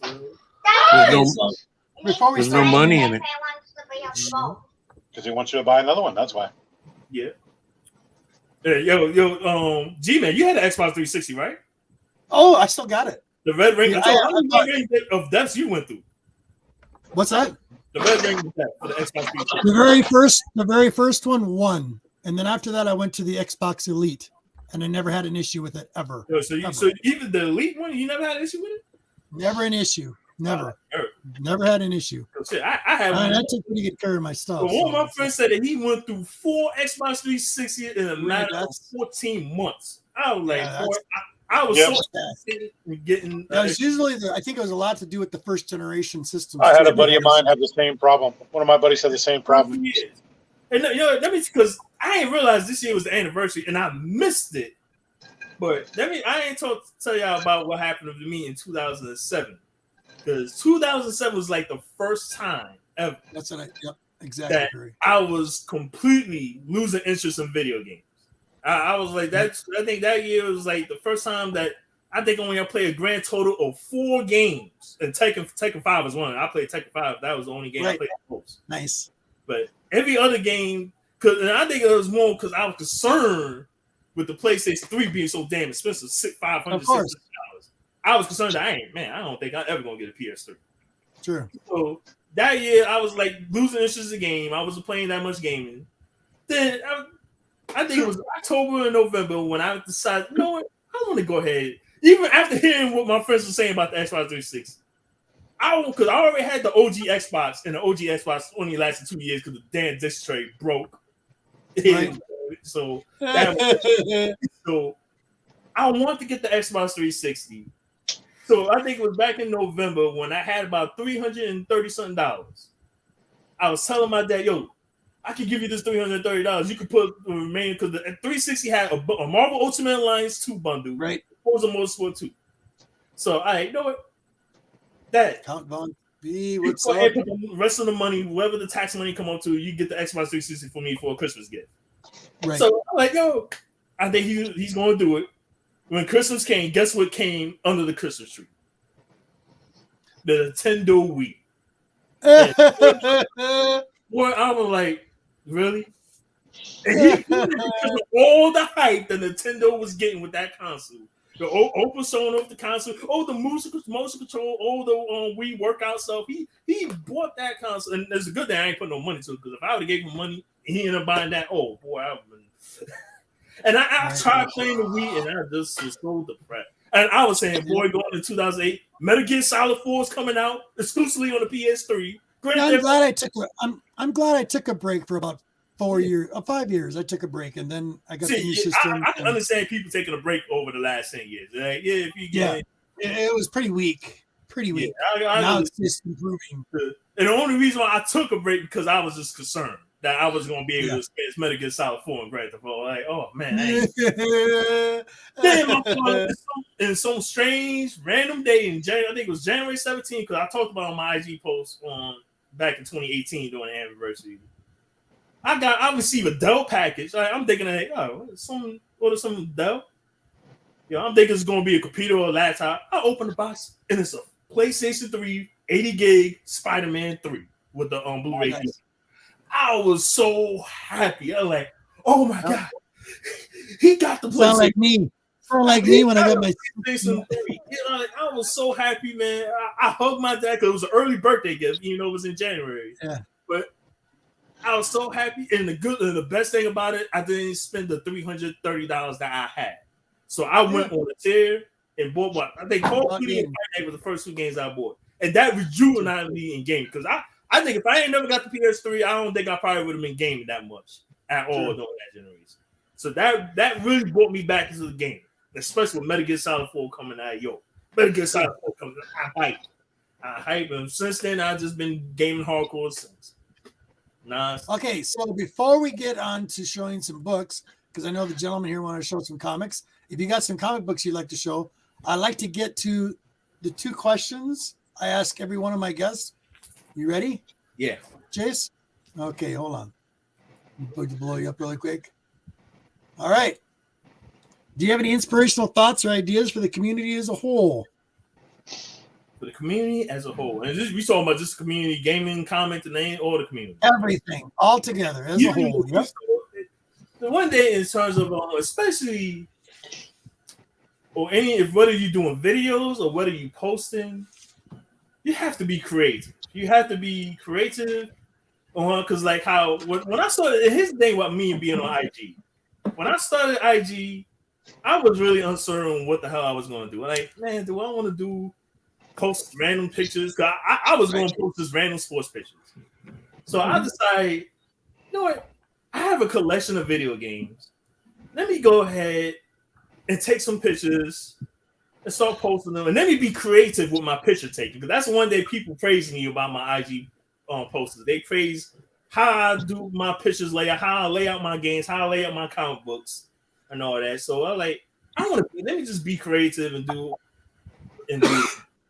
Yo, 2018, I really made a commitment and posted on IG. There was a stretch when I think I posted every single day on IG without missing a day. I post every day that whole year.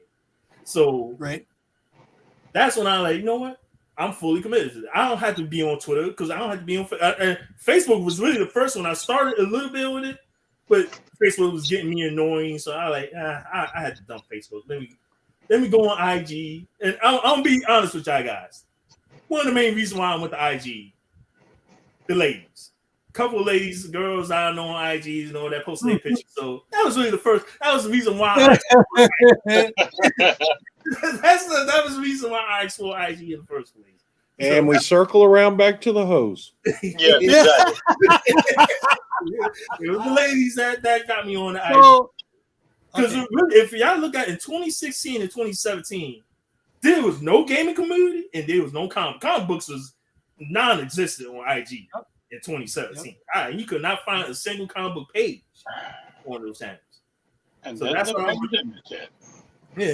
that's why I decided I want to make a commitment to be on IG. I want to make a commitment to doing some posters sharing all my game collection, sharing my thoughts on games. Pretty much sharing my thoughts, even movies, because I was posting a lot of movies, and I got a movie page right now that I'm starting to build up more. So I have a passion for movies, so I love me some classic movies in the 80s and 90s. I always on my IG page, you see the 80s and 90s is the last great era of entertainment, just movies, music, and everything. So I agree. Yeah. So that's why. You have to be passionate in what you do. If you're a passionate gamer, be passionate about it in your videos. Be passionate about it on how, whether you tweet about it or when you post it, you have to be passionate. Show it. There's a couple of YouTubers that I like to give a shout out because he's a passionate artist right now, but he was a gamer first on his own page. But he kind of inspired me a little bit because Rajuba. He used to be on YouTube. He's not on YouTube now, but he was a very passionate gamer. I love the way how passionate he was. He never talked negative about. What was his name again? Jace? Ajuba. And now he on IG he got an art page on IG. I think it's Sabari Arts. I gotta look it up. But when he was on YouTube, when he was focusing on gaming, he was a very passionate gamer. And when I see his passion, it caught me like, you know what? I could really express my passion inside of what I love about gaming on IG. Sure. That's when I decided to make a full commitment on IG. Let me be creative. Instead of like, I could have ate a lot when I was seeing some of the other people who I follow, seeing some of their pictures. And some of the times I said, you know what? Do I want to 8 style pictures? Like, nah, I continue to be me. I continue to do what I do. So that's why I end up being creative with what I do. Like whenever I do comic book posters, I don't take pictures like how other people take pictures with comic book pictures. I like to put the spotlight on the comics. I don't leave nothing in the background. It's just the comic book only, and that's it. And I'll have some background of the other issues in between the comics. Okay. Yeah. All right. Next question. You ready? Yeah. Excellent. What does thinking outside the box mean to you? I think you kind of stumped on that. Yeah, I pretty much because, like I said, it's all about you being creative, you doing what you feel like it gets to say. If you see people and that's another thing about with IG. When I see people praising my pictures, I don't know, you guys on the comment hole cool. X always do. They Jace, great ass pictures. And that inspired me to keep on doing it. And right now, IG is like, that's my brother, that's my place. That's why I don't look. I could have gone on YouTube because a lot of people say, "Yo, Jace, you can go on YouTube, man. You could do." I prefer to be a part of something instead of just being like. I don't have the patience. Like I know a lot of YouTubers, especially gamers. When I watch their streams, they be so focused on the chat more than focused on you playing the game. And that kind of frustrates me because I can't. When I play a video game, I gotta be focused on the game. I cannot be distracted by people in the chat. Okay, Sean. Yeah. Okay, you ready to get frustrated? Here we go. Yeah. So I'm gonna get to my chat because it's for you. Here we go. So Sandy's asking Jace, what is your most traumatization memory when it comes to PS1 era when trying to save your game? And it said memory full. I have no backup memory card. And I can't save the game. I had to keep the damn game, the console, on for a whole day. I remember this. When I had 2 memory cards, both memory cards were full. I remember that. And the worst possible scenario was that I had to either delete a game save file, and I believe it was either between Ridge Racer, it was Rage Racer and it was Tekken 3. Like, damn, if I had to delete that, I had to keep the console all day for me to get a memory card to continue Ridge Racer Type 4. And Ridge Racer Type 4 was a Blockbuster rental game. And that was frustrating. I rented the game for Blockbuster, but I had no space to save the damn game. I was like, oh. But that was PS2. I had a memory card that corrupted 4 games. Midnight Club. Wow. Persona 4 was, I came so close to beating Persona 4 and the game corrupt on me. I was so serious. My Free Profile 2 was one of them that was corrupted. And NBA Street 3 was a big issue because I was just at the beginning of the game. I remember that game too. It was frustrating. I was so mad with Midnight Club. Midnight Club 3, I was at 88% completion of the damn game. And I think I only missed. I had 4 cars I need to get to complete the whole garage. And that corruption happened, and I believe the corruption happened because we had a burnout. Like, you know, when the power goes out. And I think the console was still on. So when the burnout happened, and a day later when I went back to play Midnight Club 3, the save file was there, but it kept on saying, save data corrupt. Like, huh? What the when I went, it was Persona 4 when I went back to play that, save data corrupted. I was like, oh my god. And I did not back those games up on the other memory card. And that's what made you like, man, I wish I back, because normally I do back up on the PS2. I was starting to back up save data on other memory cards, but I didn't do it with those games.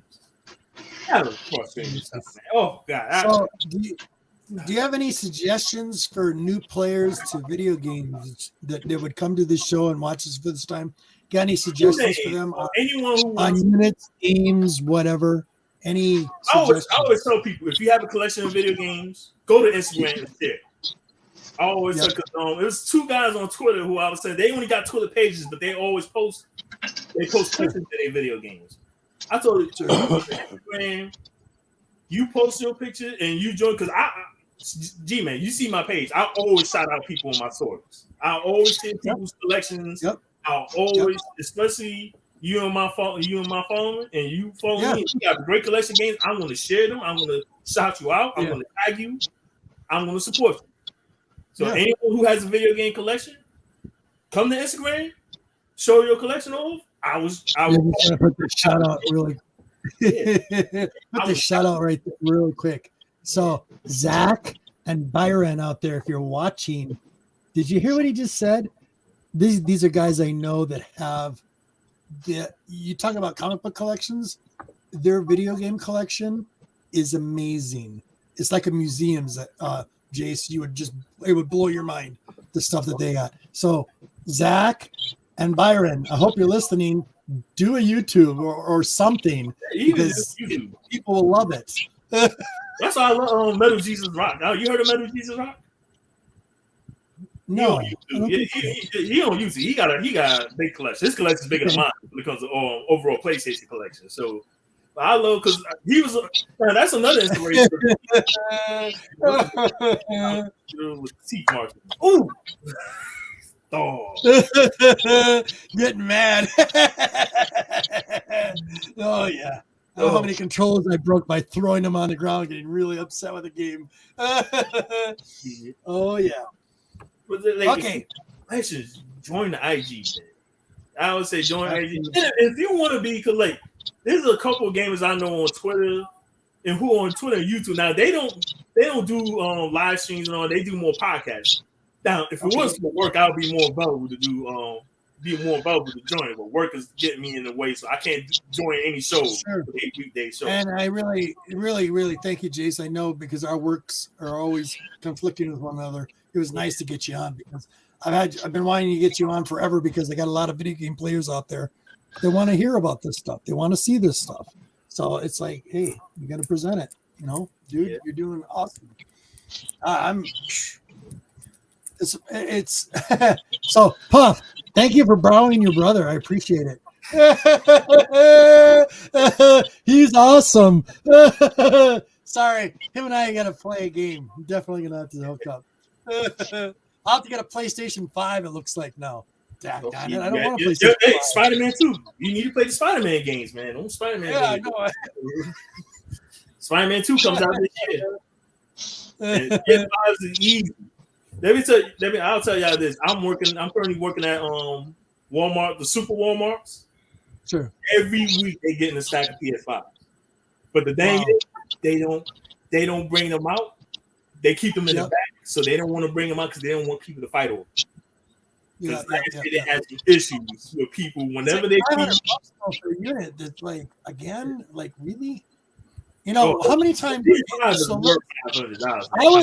to be a big PlayStation fan. When PlayStation 1, I like PlayStation 3, I was a big fan. And then I got really disappointed because there was a few games that they weren't backwards compatible with the other machines. PS3 forever. Let me tell you just, man, the PS3 with PlayStation, and that's what I say, PlayStation, what they did, you're gonna come out with the console for $500 to $600. Two models. One of them was fully backwards compatibility. I think it was the 20 gig or I think it was 60 gig that was fully backwards compatibility. PS2 game. You're gonna come out with those consoles with those prices. And on top of it, the Xbox 360 came out a year later at $400. Yeah. You get, and this is why I was saying that a lot of Xbox 360 players, in terms of majority of them, were PlayStation 2 gamers. Yeah. That moved over to Xbox 360 when the 360 came out. Yeah. And the PSP got up to such a slow start with the console, with the third-party games not being running good on there, and they had a good first-party lineup. So the 360 was just, they had all the momentum in the first 4 years. For the 360. Then when they turned, and I always tell people this, when PlayStation turned around, it was the hack. I don't know if you remember the hack when they had that when PlayStation Store was hacked. I heard about that. Yeah, that's when they turned it around. When that hack happened, because that's when they started. That's when they introduced the free games. It was Little Big Planet and Infamous. They were the first 2 free games. Then from there, that's when they created PlayStation Plus, and they was giving out free games like crazy. And they had the new PS3, the slim model that came out, and you had Uncharted 2 that came out. And since that point, PlayStation turned around, and they've been killing it ever since. Sure. Yeah. And did you ever have any of the portables like Game Boy and Game Boy, the first Game Boy. I actually got 2 Game Boys. I got my original Game Boy, which don't work. I have my original too, and it still works. Yeah, it still works to this day. And I got all the. I got my aunt Game Boy. She had a Game Boy that she had since the release day, I think, when it came out in '91. Yep. So and it still works, but it only works via the plug because the battery. Yep. And I got both PSP and PS Vita games. Okay, cool. Very cool. Okay, do you want to show some comic books? This is comic book time. We're going to show some books. Book right here, I know you get aching at the bit, so you had to show a little comic books. Gentlemen, all right. Here we go, Jace. Yeah, this is actually my first slab I picked up this year. Here. Hold on, let it clear up. There you go. Oh, there's a good one. Carnage 2, the second appearance. I just need that first appearance now. Yeah, very nice. 9/4. Very nice. Let me show you, because this one I want to show you my favorite Spider-Man cover that's based off the video. That's pretty. Boy here. I think that's on this picture in the preview. Yep. Yeah, I love this cover. I like that a lot. And this is actually second most expensive slab I paid for. I think this is $160 I paid for this. And I said, wow, okay, cool.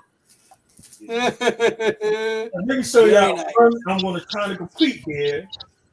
And it's easy to complete now, and I'm so happy. Now, this is my first ever slab, and I'm so happy I got it when I got it. Nova number 1. Oh, there we go. Nova, yes, 9-0. Very nice. $200 when I bought this back in 2020, and it's now a 9.0 is going over $400+ because of the recent news.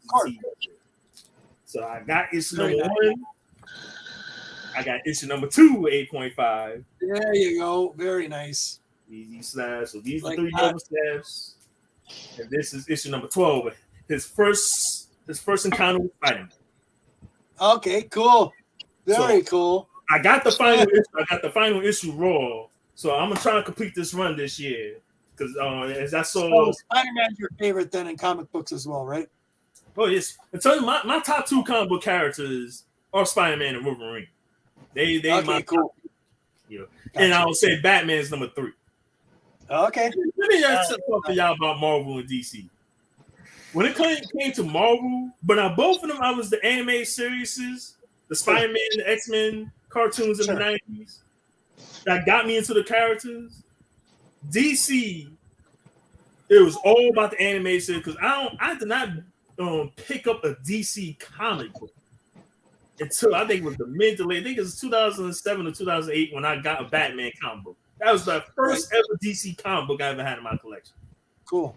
So, but DC, I've always been more fan of them when it comes to the anime shows.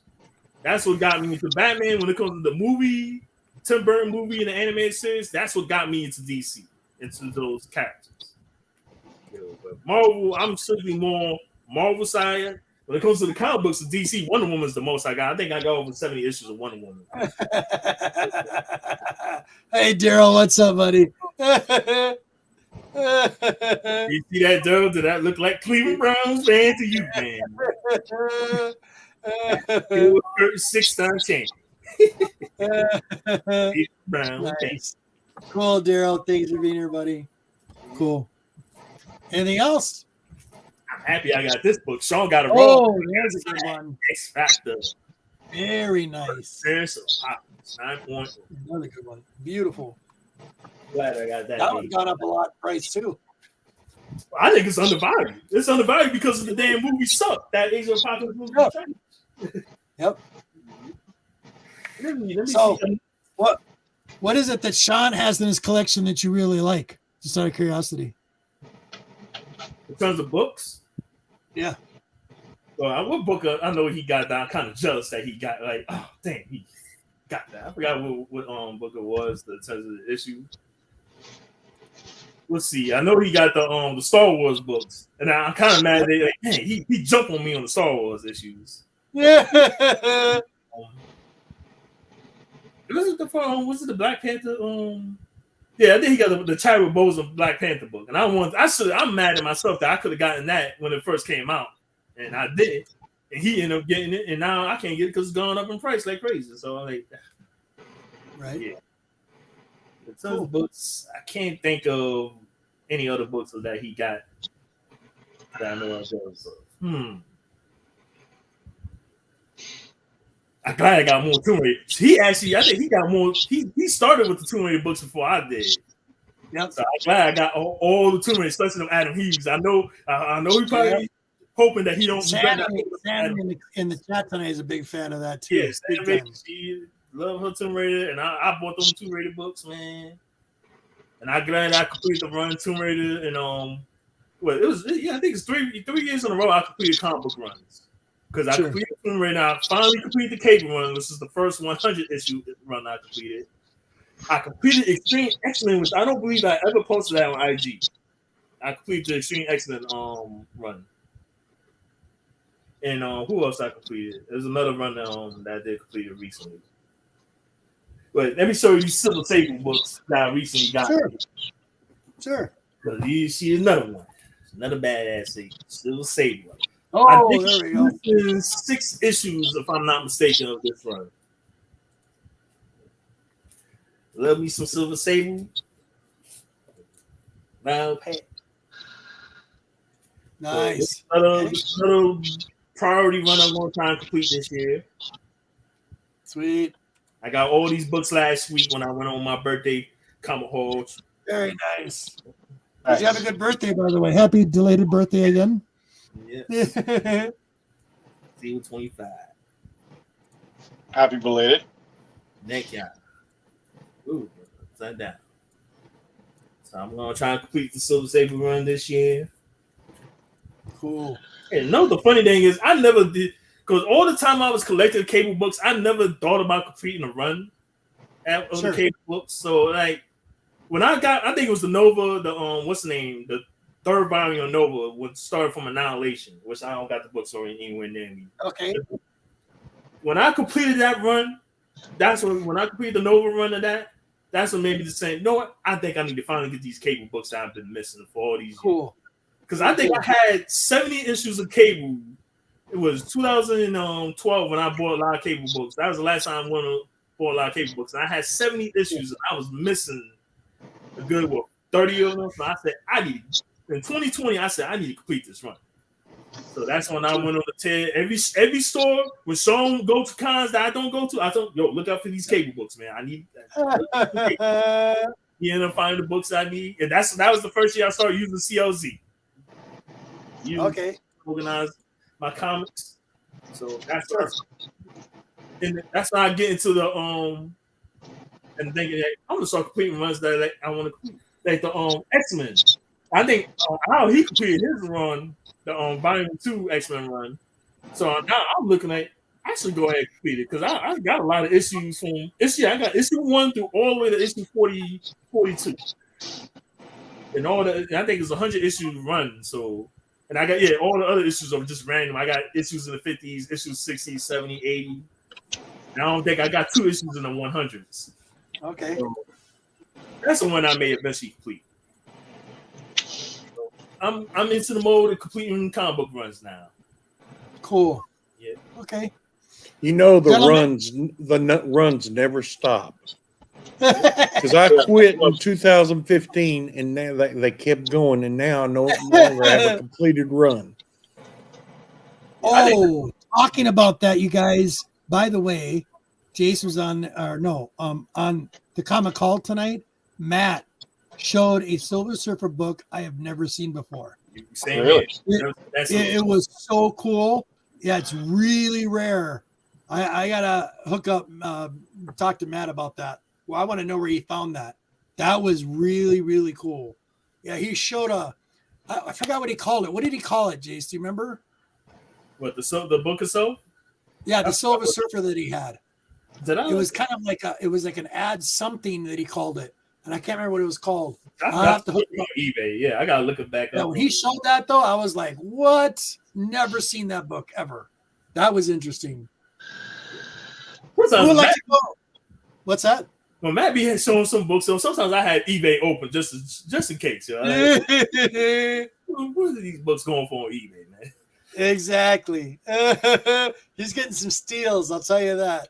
I want to find out where his honeyholes are for sure. Especially some of those golden ages he keeps finding at a really good price. Amazing. Okay, who wants to go next? Who wants to go next and show him some books? I'll go. Monty, okay, buddy. Bro. All right. Buddy. Since Jace is a Sonic collector, there we go. I got something that is very rare, very outstanding that every Sonic collector needs. I mean, there's just not too many people have these. You start out with the kids' meal. Then you go to the combos. You got the one combo, you got the Super Sonic. Then you go to the snack side, you got the breakfast, That's the menu there. I thought Monty was going to just show a bunch of golden rings. A bunch of golden rings, you know what I'm saying? Yeah, that's fucking Then we got the ultimate drink stop here, right here. Oh, man, the colors. The ultimate drink stop. Oh my God. Then we got your Frost Zone, man. Frost Zone here at Sonic, And is that a signed copy of the Frost Zone? Oh, That is all original, man. And then you can't leave Sonic without getting some of those tasty dudes right over there.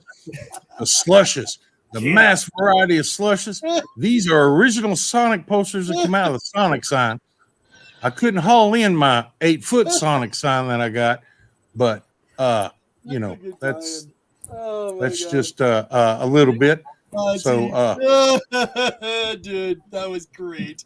He had us hanging right there. I'm like, what is this? What is the Sonic he has? What is it? Shame on you. I saw that video open. Oh. Okay, here we go. Here's the real deal. okay. Yeah. This is a little puppy I found through my adventures through the great wide world of comics. Stop. Everybody stop. Time out. Stop. Put the camera back on Monty. Uh-oh. Please put the camera back on. Go ahead and do what you're doing. Show me. Do what you're doing. Do what I'm doing. Yeah, go ahead. Put the camera back on Monty. Do what you're doing. Why are those white gloves so goddamn dirty? because these daggum signs were dirty. I had to dig them out. I had to dig them out. They are dirty. But I got a brand new pack right down there. We just had to stop the whole program because them gloves are not white. No, they're not. Yeah, dirty gloves. Mr. Brown, kind of dusty gloves. There's that's Ghost Rider number 5. Yeah, those right are dirty. Holy crap! They are. What are you doing? I had to dig these signs out. They were dusty. Doggone shame. Yeah. And I found this little jewel right there. That is the double size Conan 100 in the wild. And then I found this right here. Oh, wow. I would like to get a book of those. That's my man. That's one of my favorite characters. 30-cent variant. Wow. And then you was talking about Silver Surfer. I picked that puppy up. Ooh, that's good. That is a good one. I got that. I would go buy that the other day and I changed my mind. That's a Is that good one. Ryan Reynolds? Oh, What's sorry. that? I said, is that Ryan Reynolds? Oh, wait, sorry, my bad. Kyle Reed. We're on a roll tonight, guys. Oh my god. And I found these. This is going to be Here it comes. Marvel Tales. Here it comes. Oh, here we go. You're a big boy. Mr. Dirty Glove. We love it. Marvel Tales. What number is that? That's number 152, I don't know. 1955. Can't see past the dirty gloves. I don't know. What does it say?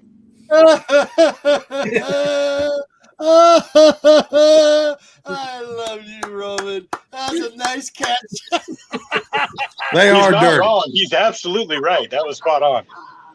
I have to say, there's a catch. So I will use my hands. Oh, We're no. clean. Oh, no. my God, no. no. No. What are you doing? They're in Yeah, bags. Roman can't look. Roman can't look. He can't watch. You're freaking him out. You're triggering Roman. Don't do this, man. You're triggering him, man. What are you doing? I'm gonna They're need in you to get bags. some. You need to get some like sterilite gloves, something, man. What the hell is going on right now? What on earth is happening? Bare hand. Bare Yeah. hand. No protection. No This is the protection. first. Yeah, baby, he likes it raw. Then we got number 141, 1944. Very And, nice, man. Roman, Al Gore says hi.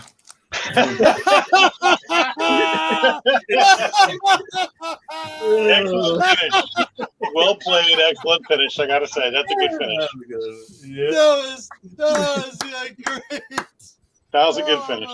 Oh my god, that was fucking awesome. Sorry. Oh, Well, Roman, I'll my give you God, this. that At was- least his nails were clean. Okay. Yeah. His nails Yeah, were my clean. hands are His clean. hands were clean. His nails were clean. So It's like- every dadgum Sonic collector needs this stuff. So y'all keep an eye out for this, man. You know what I had to go through to get these off that sign in the drive? Probably, I'm guessing probably about 16 screws. Probably is what you had to go through. Yeah, and he was late at night, and I had to have a flashlight, and it's hard to work a Right. screwdriver and Yeah. hold a flashlight at the same time. 15 screws is what I'm guessing you had to get through. That's about right. Yeah. You reeled me right in, Monty. I swear to God, dude. That's the highlight right there. That's I collect some weird that stuff, was guys. great. I mean, I collect a little bit of everything. There's no telling what's in my collection when I find it. That was awesome, Monty. Oh my God. And Roman, bravo. I didn't catch it until you said it. And I'm like, holy shit, his gloves are dirty. Yeah. Wow. Yeah. These will go in the pile to be washed. I got some a whole new box over there. I got to open. Extra bleach, There we extra go. bleach. You mean they're Yes. they're not like burned and sanitized and some kind of. No. I'm sorry. That was All awesome. right. So, wait a minute. Where did I just go? Who's You at next? least Who's lease next? them. Who wants to You go at least next? lease them, I hope, right? Do what? Who else? I got like 8 books I can run through Okay, that I buddy. picked up so far this week. Go ahead, Roman. So when I was trying to sleep at night, I was having problems, Sure. and I was watching Sherlock Holmes, those black and white films. Yeah. I found something on YouTube now that's even more in depth than that. I don't even know Oh, how to really? describe it. Atomic Age Pictures. If you go to Atomic yeah. Age, have you seen that? Yeah. Where they have like Jungle Girl, Yep. the G-Men versus the Black Dragon, Right, the Masked right. Marvel, During the the, atomic I age. don't Yep. know, the Hornet, whatever, and they are like 4 hours long. You Yeah. talking about some good sleeping? Well, that Yeah. stuff is long. And they got 55 videos on there, like 4 hours long. You talking Yep. about some black and white films that have you hilariously laughing, and the stunts and everything that they do. But all right, what I got here? Jeff's not here, so No, you know I Jeff like ain't Shining here. Night. Oh, nice. Yeah. That's Very classic. nice.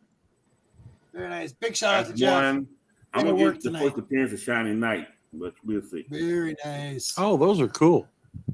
They are. For the DC Very book, cool. so I gave away most of my set of this because I had another one coming in. So I said I can just take this one and not show the rest. So I gave this away during the week, but this is the whole set. Somebody got the set and didn't have 99.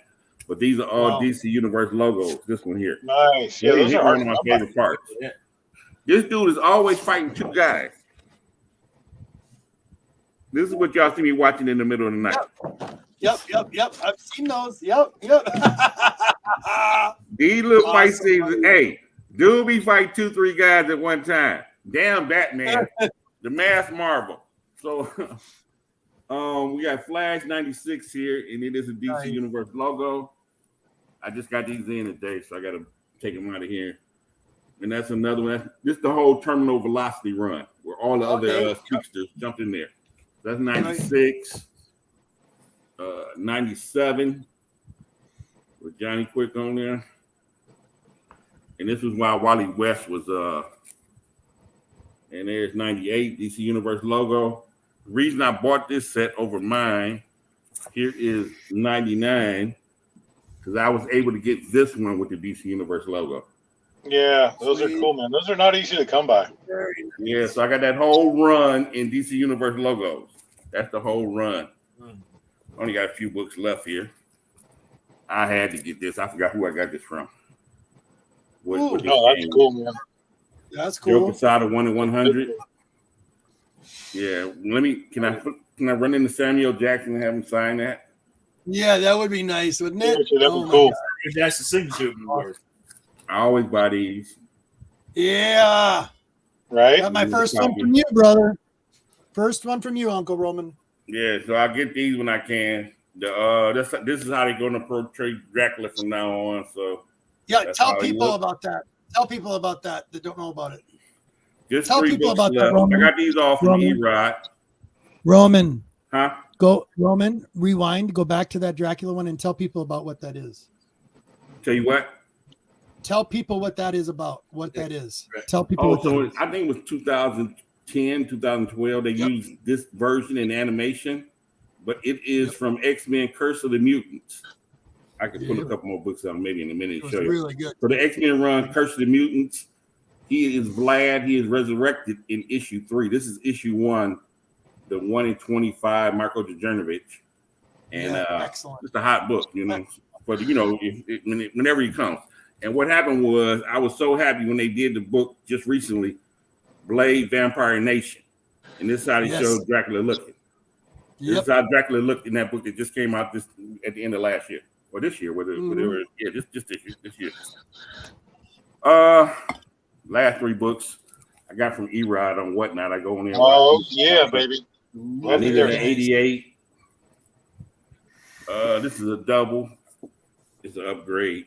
172. I like, you know, any cover with bullseye on it, I buy it. Yep. Heck yeah. And is this what the first one Neil Adams did of this guy? First cover Neil Adams did of this guy. Oh, nice. Oh, Bruce Lee, nice. That's right. Nice. Oh, cool. So that's what I got going on here. Very cool, Roman. That was really it. Oh, yeah. He's showing the menu. I swear to God, Monty, you are awesome. For those that need to look at the menu, these prices are not exact. That are cool. You're funny, dude. Hey, Monty, are you delivering tonight, man? I'm kind of hungry. I'm just saying. Yeah, you can go ahead and PayPal me over the money. Okay, cool. Yeah, I'll be right on that. You need to look at the combos again. Maybe yes, maybe the combos. Yeah, that's probably a good idea. There we go. Chicken and waffles. They got chicken and waffles. They have chicken and waffles. No, not at Sonic. No chicken and waffles. Now Roscoe's near me. Definitely has chicken and waffles for sure. Well, I guess that's the back side. We need to get the other side. That's backwards. There we go.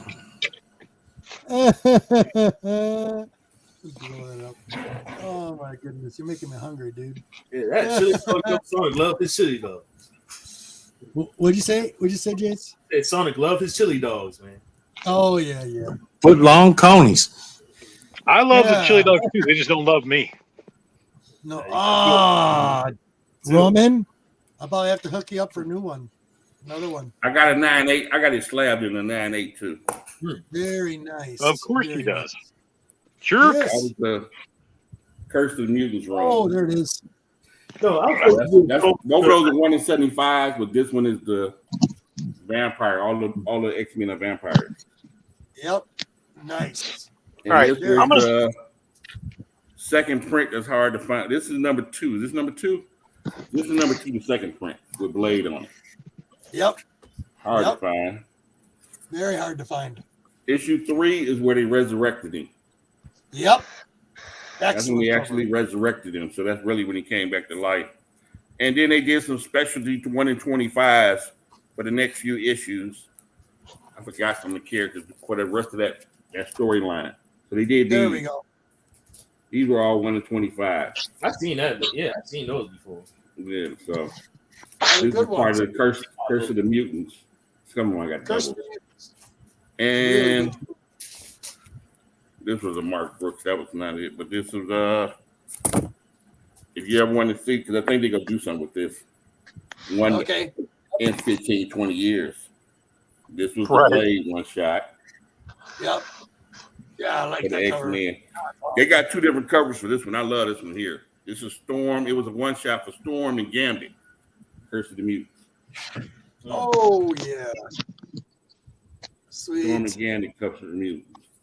So there you go. That's most of the stuff that goes with the Curse of the Mutants. Awesome. All right. Deuce, did you want to go next? I got some good stuff for you, bro. Okay. All right. Here we go. All right. This little Canto book that I got signed. Nice. Who is what distributor is that? IDW. IDW. All right. Oh, I see it now. Little signed Canto, the second or third version of that, and the number 2 also signed. Oh, that's a cool cover. Yep. And then I'm going to show you Oh, there we go. Little American Vampire number 1. I got that. That's really good. I like that. Here's number 2. Very nice. Yeah, I enjoyed that. Number 3. Nice. Very nice. Number 4. Notice how we go into vampires right away? I love it. It's just our favorite. Number 5. Very cool. Number 6. That one by Scott Snyder, I think, wasn't it? They're all Scott Snyder. Yeah, they're all Scott Snyder. Okay, that's what I And thought. Raphael Albuquerque. Yep. Number 6. There we go. Oh, this is number 7. I'm sorry. I already showed you 6. That's number 7. Then we're going to get into a little random. So we're going a little Deathlock and Wacky Spider Doodle guy. Interesting. That's interesting. Yeah. Here we go with some badass Ghost Rider cover. Oh, look at that. Yeah, the legacy. Yep. That's beautiful. Yeah, that. Yep. Couldn't go wrong with that. No. Hey, Ghost Rider is awesome. There Going we old go. school. There we go. And this copy is beat all to hell, but it didn't cost me a single cent. There you go. That's a nice one, dude. Love it. A lot of these are from T-Pain, my buddy. I was just up visiting him today. Very Jason cool. versus Leatherface. This is a Simon Beasley cover. That's sweet. Love me Nice. some Simon Beasley. And again, horror and Simon Beasley, that's a win-win all day. Very nice. I like that cover. Me too. Yeah. There's another cool one, Dark Days. Oh, yeah. I've seen this. Don't have it, but I've seen it. Temple Is it Smith. good? He does some, yeah, it's beautiful. I just got it today. I haven't read it yet. Okay, you have to let me know. Army of Darkness versus Reanimator. Reanimator. Oh, wow. Here's some Journey into Mystery. House of Mystery. Eye of Vampire. Yep. Going back a little bit. Yep. Love my House of Mysteries.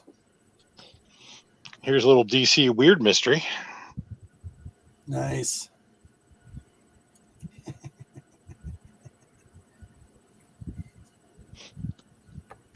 Little Marvel Creatures on the Loose. Oh, there we go. That was number 15. That looks like that monster looks like what was his name on that planet that captured Han Solo? Strong. Jabba the Jabba Hutt. the Hutt. Jabba the Hutt. Yeah, Jabba the one, young Jabba the Hutt. These are some cool, funky Eclipse books. Is that Dave Alien. Stevens? Nope, but it looks a lot like his stuff. It sure does. Alien Encounters. Nice book. Oh, there's more. Here's number 2. Sweet. Number 3. Look, she's Oh, like that's stitching. She's like stitching herself up. Yeah. Wow. Do-it-yourself implant kit. Yep, do it yourself. Those are not Sonics. I'm just saying. I was going to say, that looks really odd. Right? It is. First. That's what it is. Cool. This I one's like, cool. I like that one. Because it's got the USAF. So, Yeah, that's a cool cover there. Space right? Right? It's supposed to be Space Force. And then here we go. G-Man, the one you're really going to love. Oh. Oh. Look at that. With a tentacle cover. That's what I'm saying. Yeah, I don't have that. Nope. I don't have don't that. know. Man, That he's was getting cool. a little fresh there with that tentacle. Yeah. You think so, right? Here's another interesting, too, another Epic Comics. This was like Marvel's offshoot at one point, a Chiller. Yeah. Chiller. Yeah. I don't know. They did this briefly, like in the 80s. I want to say, early 80s, I think, was where Chiller came out, like these Epic Comics. A nice little break from that. I'm going to go with a little hot DC book for me. This is Captain Atom number 42. Wow. Any idea what that is? No, what is it? That's the first appearance of Death. Oh yeah. Really? As in Death from Sandman, Death. Really? Yes. Interesting. She appears in that book, and that's her first appearance, believe it or not. Then we'd go with some pretty stuff, and then some old school stuff too, because, why not? Anytime I get a David Nakayama storm, I'm all about that. I ain't How talking about that about one? that is my dude. I got at least over 30 covers of his. Dude, Nakayama, anytime he does anything, and again, his storm covers, Mystique covers, Rogue covers, I mean, Psylocke, forget it, I'm down. I met him last Nakayama year at MegaCon. kills it. Nakayama is unbelievable. Awesome. I'm glad he's doing some main covers now. This is a cool one too. A little Virgin variant. This is I Vampire #1. Nice. I believe it's I Vampire. Sorry, Bloodstained Teeth #1. Bloodstained Teeth #1. Okay. Virgin variant. All right, people. This is the spec book of the millennium because this movie's coming out. Oh, boy. This movie's coming out. I'm telling you. The first Cocaine Bear. Right here, baby. Right here. Scary Tales. The first Cocaine Bear. This motherfucker is coming. It's out. You better buy this book now. I'm telling you. I'm telling you. If all the people in the comic book spec world don't buy this book right this second, you're out your damn mind. Because that's the first Cocaine Bear right there. Charlton Scary Tales. You out your mind. Buy this sucker. You better get it. It's the new Ragman. You got to do it. I love it. Oh, man. Nice, buddy. Little Ghostly Haunts. More Charlton. Here we go. Nice. The man with no expression. That's right. More Ghostly Tales. Oh, there's a good one. Mm-hmm. Crystal Clear. And then I got a little Ghost Rider stuff. I got some Spirits of Vengeance, just a badass cover. Symbiote. Cool. Yep, symbiote cover no less. And some Robbie Reyes. Nice. Little Spider-Man Noir #1. Nice. Very nice. Oh. And then here we go with some of my other favorite stuff. Some Dark Horse Colonial Marines Aliens #1. Yeah. Love it. Dark Horse Alien books. Yeah. They were great. I have a gang of them, and I'm always getting more. Here's some more Dark Horse Aliens Earth War. Earth War was a really good series. That was a good series. Really good. I enjoyed that. Here's Aliens Dust to Dust #1. More Dark Yep. Horse.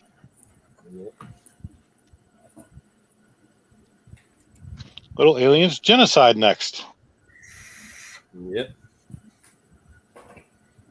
Love those covers. Me too. More Aliens Genocide.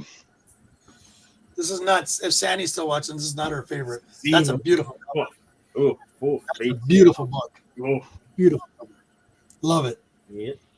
Aliens Hives #1. Yeah. Kelly Jones did some interesting work on aliens, and this is one of his alien books. He does interesting take on aliens, like how he does their Right. bodies and stuff. Here we go. Nice. Very nice. You know me, and they got to go for some EC stuff here. Of course. And then I got some Moral Charlton Monster Hunters. This is my favorite part of this book. I'll never forget what's his name. That looks like a ghost on Scooby-Doo. He kind of does, actually. That's kind of why I picked it up. And then again, on the back of that, I got a little Haunt of Fear. Sweet. One other EC reprint. And some Army of Darkness. I got like 15, 20 books maybe left. That's a cool cover. Deuce. I mean, these are all books I got today. I paid not a dime. This is all trade stuff. Nice. Tales from the Crypt, another reprint. Cool. This Black Widow cover just Every time I see it, I have to have it. Oh, yes. Every time I see this cover, I'm like, yes, please. I'll take 4 more of those. Yes, please. Yep. Every single time. It's just Beautiful. gorgeous. Yeah, the Yeah. art is on my head. And the way the smoke comes up the gun, up the cleavage, it's just Yep. it's just pretty, bro. It's just pretty. It's very There was a gun in that? Yeah, there was a gun there. There's 2 guns in that. Actually, Yeah. 3. They're 3, yeah, exactly. Classic OG Ghost Rider. Oh, love that Ghost Rider. Yep. Very Can't go wrong with nice. that one. And then here we go with some Yo, old school Kirby. Demon. Yeah. Fun. Alex, what's up? The Mighty, he's in the house. What's up? Nice. There's some nice Jack Kirby. I had a good day. I'll just say that. Yeah, you sure did. Had a real good day. Mm-hmm. All right. I'm going to show my little haul from to this week. I'll be done. This is from Cat 60. There we go. So big shout out to Cat 60. And I think Deuce is going to recognize this, but these were awesome. Not beautiful condition. Number 11, May 1971, Creatures on Loose. Oh yeah. Boom. And then Creatures on the Loose number 16. What's weird is during this series, there was only on page 11 of this one, I knew what was in here. Because on page 11, there was an octopus cover. It was called The Impossible Tunnel in one of the stories. Right. And this was actually all Roy Thomas and all Gil Kane. I remember her, actually. I remember her. I think I dated her. Really? Oh, sorry, that was an overshare. My bad. Sorry. Yeah. Number 17. Another Roy Thomas, Gil Kane cover. 1972. And number 18. Yeah. Beautiful. Oh, yeah. I like that one. Big shout out to Cat 60. Thank you so much, brother. Another Gil Kane. His artwork. This is all his artwork here. Gil Kane from 72. And then number 21. That's filling up that run pretty nicely now. So thank you so much. So. I like that because that reminds me of John Carter, Mars. Yeah, that's what I was supposed to say. Yeah. Yeah, big time. But very cool. So thank you, buddy. Appreciate it. And I think I should. Oh, by the way, I was supposed to say this. I think I forgot. Big thank you out to Zach. Zach, the Queen loves this. So big thank you to you, buddy. She really loves it. So thank you so much for that. And anybody else? Well, I mean, I can show you more because I have another stack. And again, all this stuff is trade stuff, man. I literally save it for next week. I mean, I can. Okay. So one day I want to talk about a collecting habit that may come to a very end. No problem. Go right ahead. I mean, shit. This is the only omnibus I got near me, so this is because this is the Hickman Volume 2 omnibus that I started reading. I think it was around summertime last year, and I haven't read it since August. Okay. So, but I think a grand total of 100 something omnibuses, and I think I read a good 45 to 50. I think cool. But boy, I'm running out of space for omnibuses. I haven't been buying because there's about 4 omnibuses that I haven't bought yet. That's really want. Sure. Man. How many did you say you had? How many? Over 100. Do you have a Captain Britain omnibus? Oh, I got all Marvel omnibuses. No, Captain Britain. Captain Britain? No.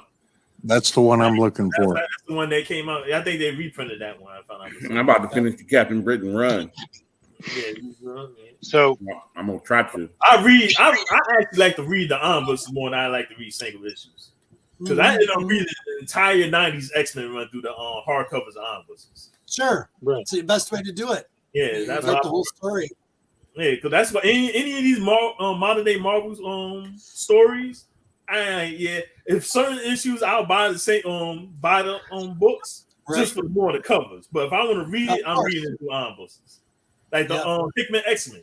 They got the Hickman X-Men ombus, and that's why I got that. So those are excellent. I like the Hickman run. Hickman run is good. This is really good. Run. This the first run I was loving, man. I gotta get this read too. I gotta get back to reading it. But yeah, man. So this collecting is pretty much gonna come to an end. I gotta show. It started at the same time when I started IG in 2016. So that's when I started buying ombuses, and that's when I was like, yo, I'm hooked on it. But it's gonna have to. What did you say, Deuce? I gotta show 3 last books because these are super, super important, like for me, at least. Yeah. So I got finally. I'm seeing 1 issue now in the Ice Cream Man run. This is number 6. This is number 6. Wow. And I'm missing. This is number 7. I'm only missing number 8. Huh. Look at that, how they did the. I see that. I'm looking at that. That's cool. As like a gravestone. Like I thought that was brilliant, like how they did that. But again, I'm only missing now number 8, and I have my complete Ice Cream Man run. Nice. Now, don't get me wrong. I don't have all the exclusives because there's only 34 issues and there's 262 books. Wow. Seen that problem before. That's a lot of it. I mean, it's ridiculous in the exclusives. Like, it's crazy. That's one thing about exclusives, man. And I hate that. Funko Pops too. That's the one thing I do not like that they're doing with Funko Pops. You making store exclusives. So now I gotta get I'm getting the original Funko Pop. Now you got these store variant exclusives. Like, oh, come on, man. I'm not, especially when you got having it at stores that I don't shop at. Nah. Well, it also depends. Like, okay, here's the key, man. Here's what you do with Funko Pops, right? Like, you hook up with somebody like me who's got mad Funko collections and also connections to Funko people, and then you chase the stuff that you really want. Don't buy everything they put out because that's where they get you, right? I ain't like, those Spider-Man pops. Those are the only ones I got a lot of variants because a lot of them are easy to find. Right? Yeah, they're not. They're not. But again, it's also about, like I said, it's who you know and having those connections too. Because I got shops around here that I trade with all the time, and I dump off like sometimes some big pops that I just don't care about anymore, and get some of those kind of cool exclusives. And I buy, sell, trade shit all the time. So if you're looking for stuff, man, hit me up for real. No joke. What? Yeah, I've seen that before. Yep, I've seen that. That's a cool storm. The Minicos, yeah. The Spider-Man I got over here is a Minico. Yep. And I only got 4, 6, 7. Some of those look really cool, and some of those look like I got 7 regular size. This one here, that'll be 8. You know, the Daredevil. Yep. In the Vision. Wow. But see, I only really get the ones that I really like that look cool. Shoot me, I just dropped one in the Vision. We just got the Electra.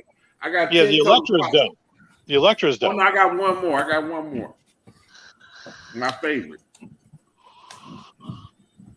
Oh, yeah, that's classic. Yeah, that's good. Very cool. So I got 11 total. Yeah. I mean, you know, they're not all the same. I got 11 total. I don't got Funko Pops.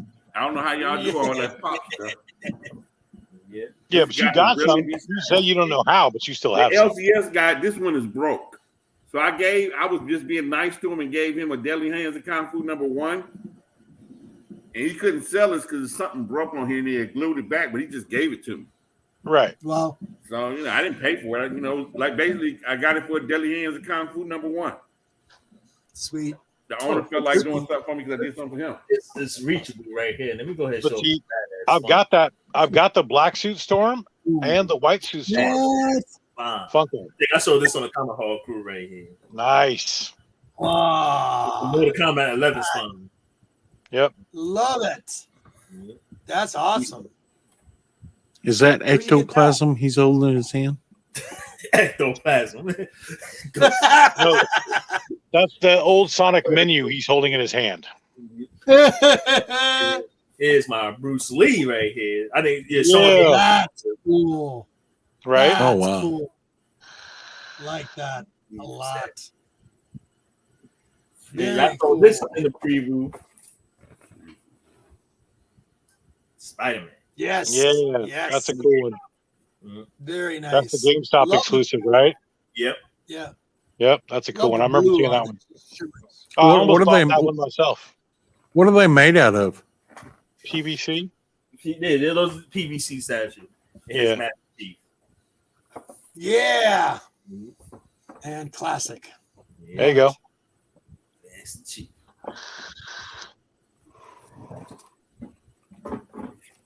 Yep, that's all. Very cool. What is this, Roman? What are you showing, bud? Oh, this is my Batman. Batman. You can see Oh, it better nice. back here. So I got both these sets. This is series Wow. 3. Oh, that's what it said. This is series. This both of them. It was like $40 for all these miniatures. So I got this whole set. That's one. With the I Bat am- Knight, the Robin. And it's the other set. This is the one I'm holding in my hand. Wow. I am Ratman.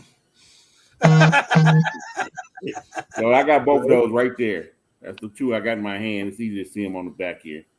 That's cool. I never opened these So up. all those in there are in there. Yeah, they all in there. I never opened them up for anything. The second series. Yeah, that's 3 and the 4 series. $40 for each one of those. It wasn't bad to me. I just got them because it's Batman. Very And cool. that's like it for toys with me. Oh, I got those. I got 4 sets of the black suit Spider-Man. Yeah, right. You got no choice. Yeah, okay, whatever. Yeah. Boom. Nice. Nice. Love it. Had to get this, man. Had to get an N700. Was that the one with the stand that they had back then? It was a stand This in the came game. for the Legendary Edition. This one that came out Legendary after Legendary Edition of Mass Effect. Okay, cool. Very cool. Yep. Mass Effect is an awesome game. You know they're remaking that? They're making a new one? They're making a new game, not a remake. Yeah, no, a new one. Yeah. Oh. Still What was that, waiting Roman? for that. Mass Effect. Oh, no, I this ain't is some about beat that. up toy I got. A Darth Vader with a comic book in there. Yeah. That's classic, yep. Versus Izor, yeah. I remember that. Shadows of the Empire, yep. You got this book in there with it, so Yep. I this remember might, that. be a giveaway. This might be a giveaway one day. Yeah. Yeah. It's beat Roman the was hell. giving away the other day. It was unreal. Yeah, this will be a giveaway. It's beat the hell. It's beat the hell. I get that one away. Monty, did you have anything else you wanted to show? Nope, that's it. I'm sitting here You trying to fix and call Sonic, and Yeah, Be sure to pre-order. Okay, gentlemen, don't go anywhere just yet. So we're gonna be wrapping this up. All right, Deuce. Oh, Deuce, what you doing? Hey, man, What's I'll be going here on? next week, buddy. Cool. Not a whole lot going on. Just work. Same old, same old. Thank you, buddy. Okay. Thank you. Mm-hmm. And Roman, what you got coming up, buddy? See you What you next doing? week, and not much going on. Hey, shout out to all the comic book purists out there. Shout out to all the music purists out there from whenever music was created, whenever comic books were created until now.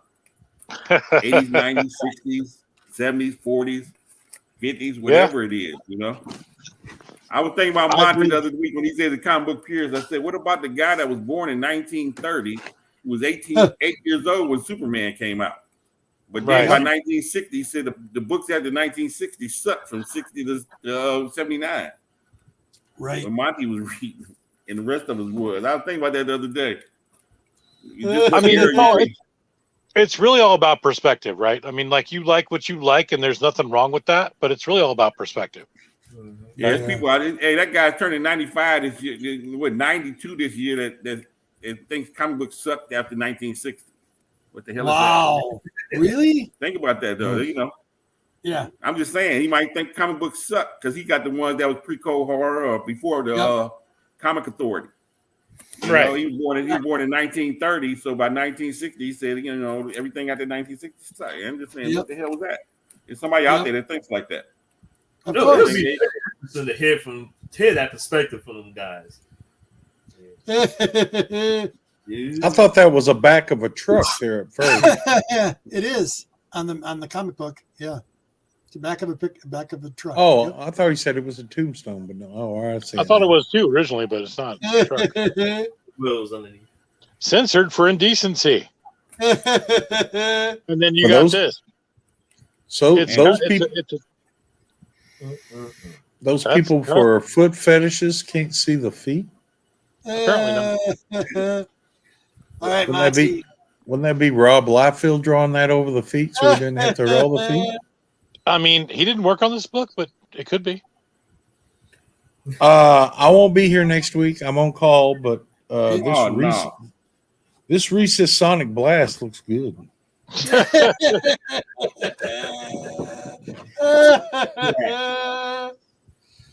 That give you time to wash the gloves.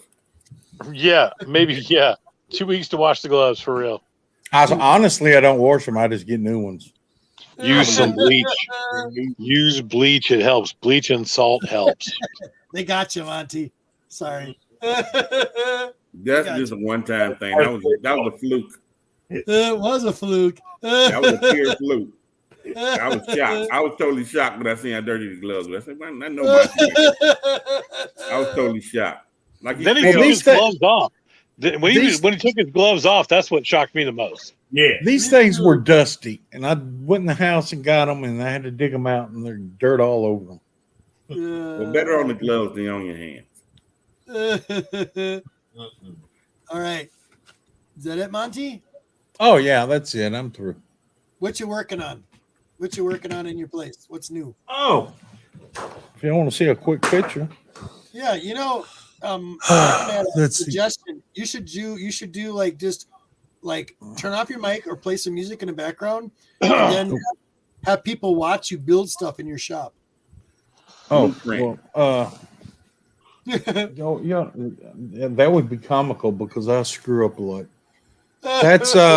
That's my metal shelf I'm working on right now. So that's number 5 right there.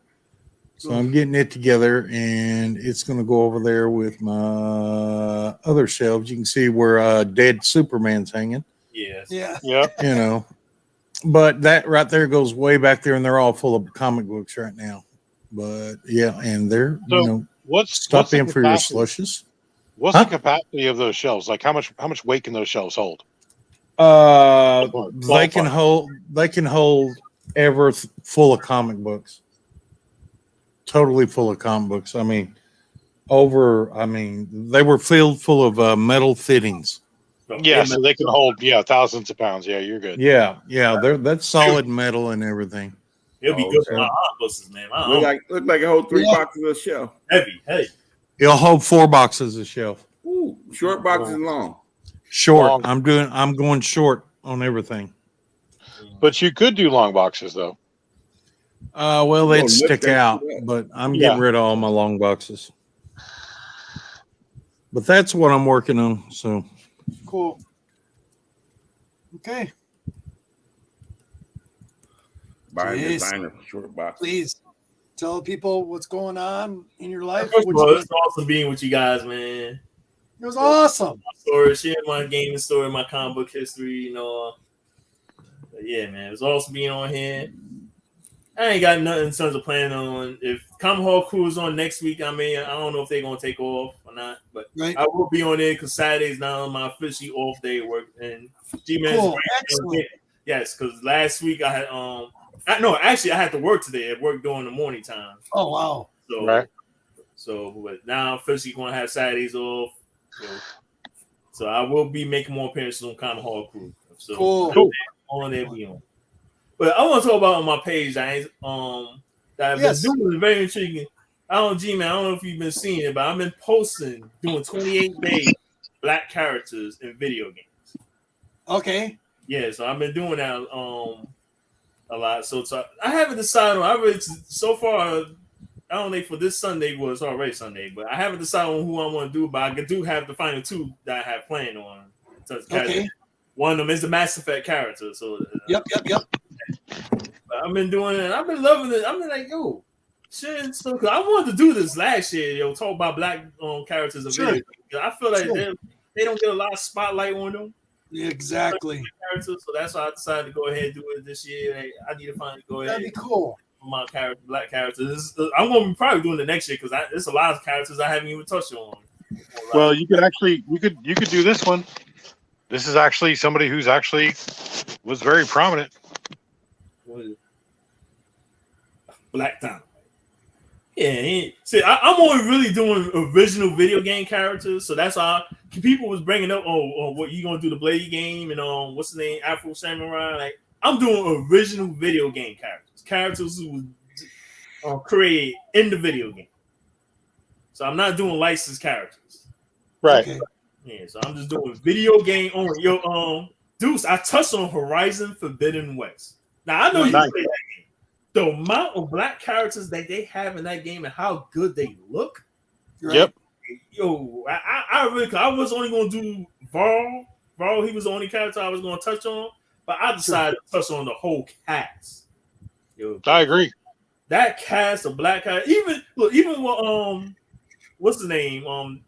Lance Riddick was silenced and what's the Angela Bassett. Yep. Yo, right. They roles were small in that game, but man, but Lance Reddick had a major role in the first game, and also has got a role too in the second. He was big. Reddick is one of my all-time favorite actors, man. He's I love Lance Reddick. So versatile. He could do anything, man. Yes, he is like one of my all-time favorites. Yeah, from The Wire when I first. Yep, The Wire. Yep, from Fringe. I mean, like you name it. He's done everything, bro. He's like just ridiculous. They better not kill him off in John Wick 4. Keep John Wick 2. Yep. Keep this man alive, man. Yep. Real. See this man finally go. Like, no, he. I thought they was gonna kill him in the second movie. Yep. But they did. But so keep him alive. But yeah, Lance Reddick, dude, and The Wire, especially. Like, I mean, he was just unbelievable. That's one of my all-time favorite shows, man. Yes. All time. Mm-hmm. And Idris Elba in that show was just stupid, dude. Oh, Idris Elba. Because of that show alone. He's one of the most talented. I mean, he's also stupid talented, just like crazy. And he's a Brit, and like he does the American accent, like just spot on. Yeah. I ain't never knew he was from the UK until after. Yeah, he's British, man. I knew that forever, but like when he did that, The Wire, I was like, get out, dude. This guy's killing it, man. He's just stupid talented. With that, with the way you ring a bell. So, Jace, anything else, buddy? Anything else? Not much in terms of my appearances. I'm going to be doing my my normal IG posts. Yep. Check your IG. Okay, got the post down below. Make sure you go check them out, you guys. Okay. Hang in there. Don't go anywhere yet. Okay. I'm a whole crew. Okay, cool.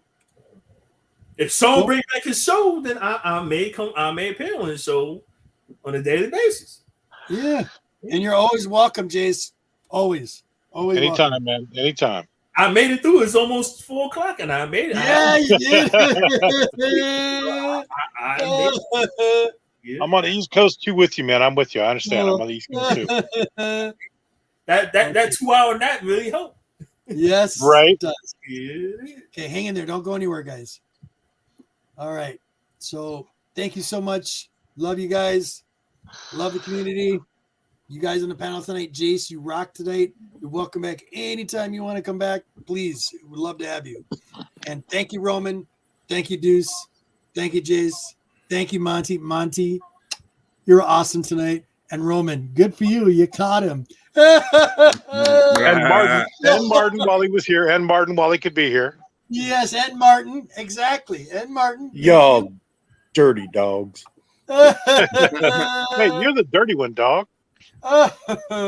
So, peace, love, blessed be. We'll see you on the next Nerdy Collective.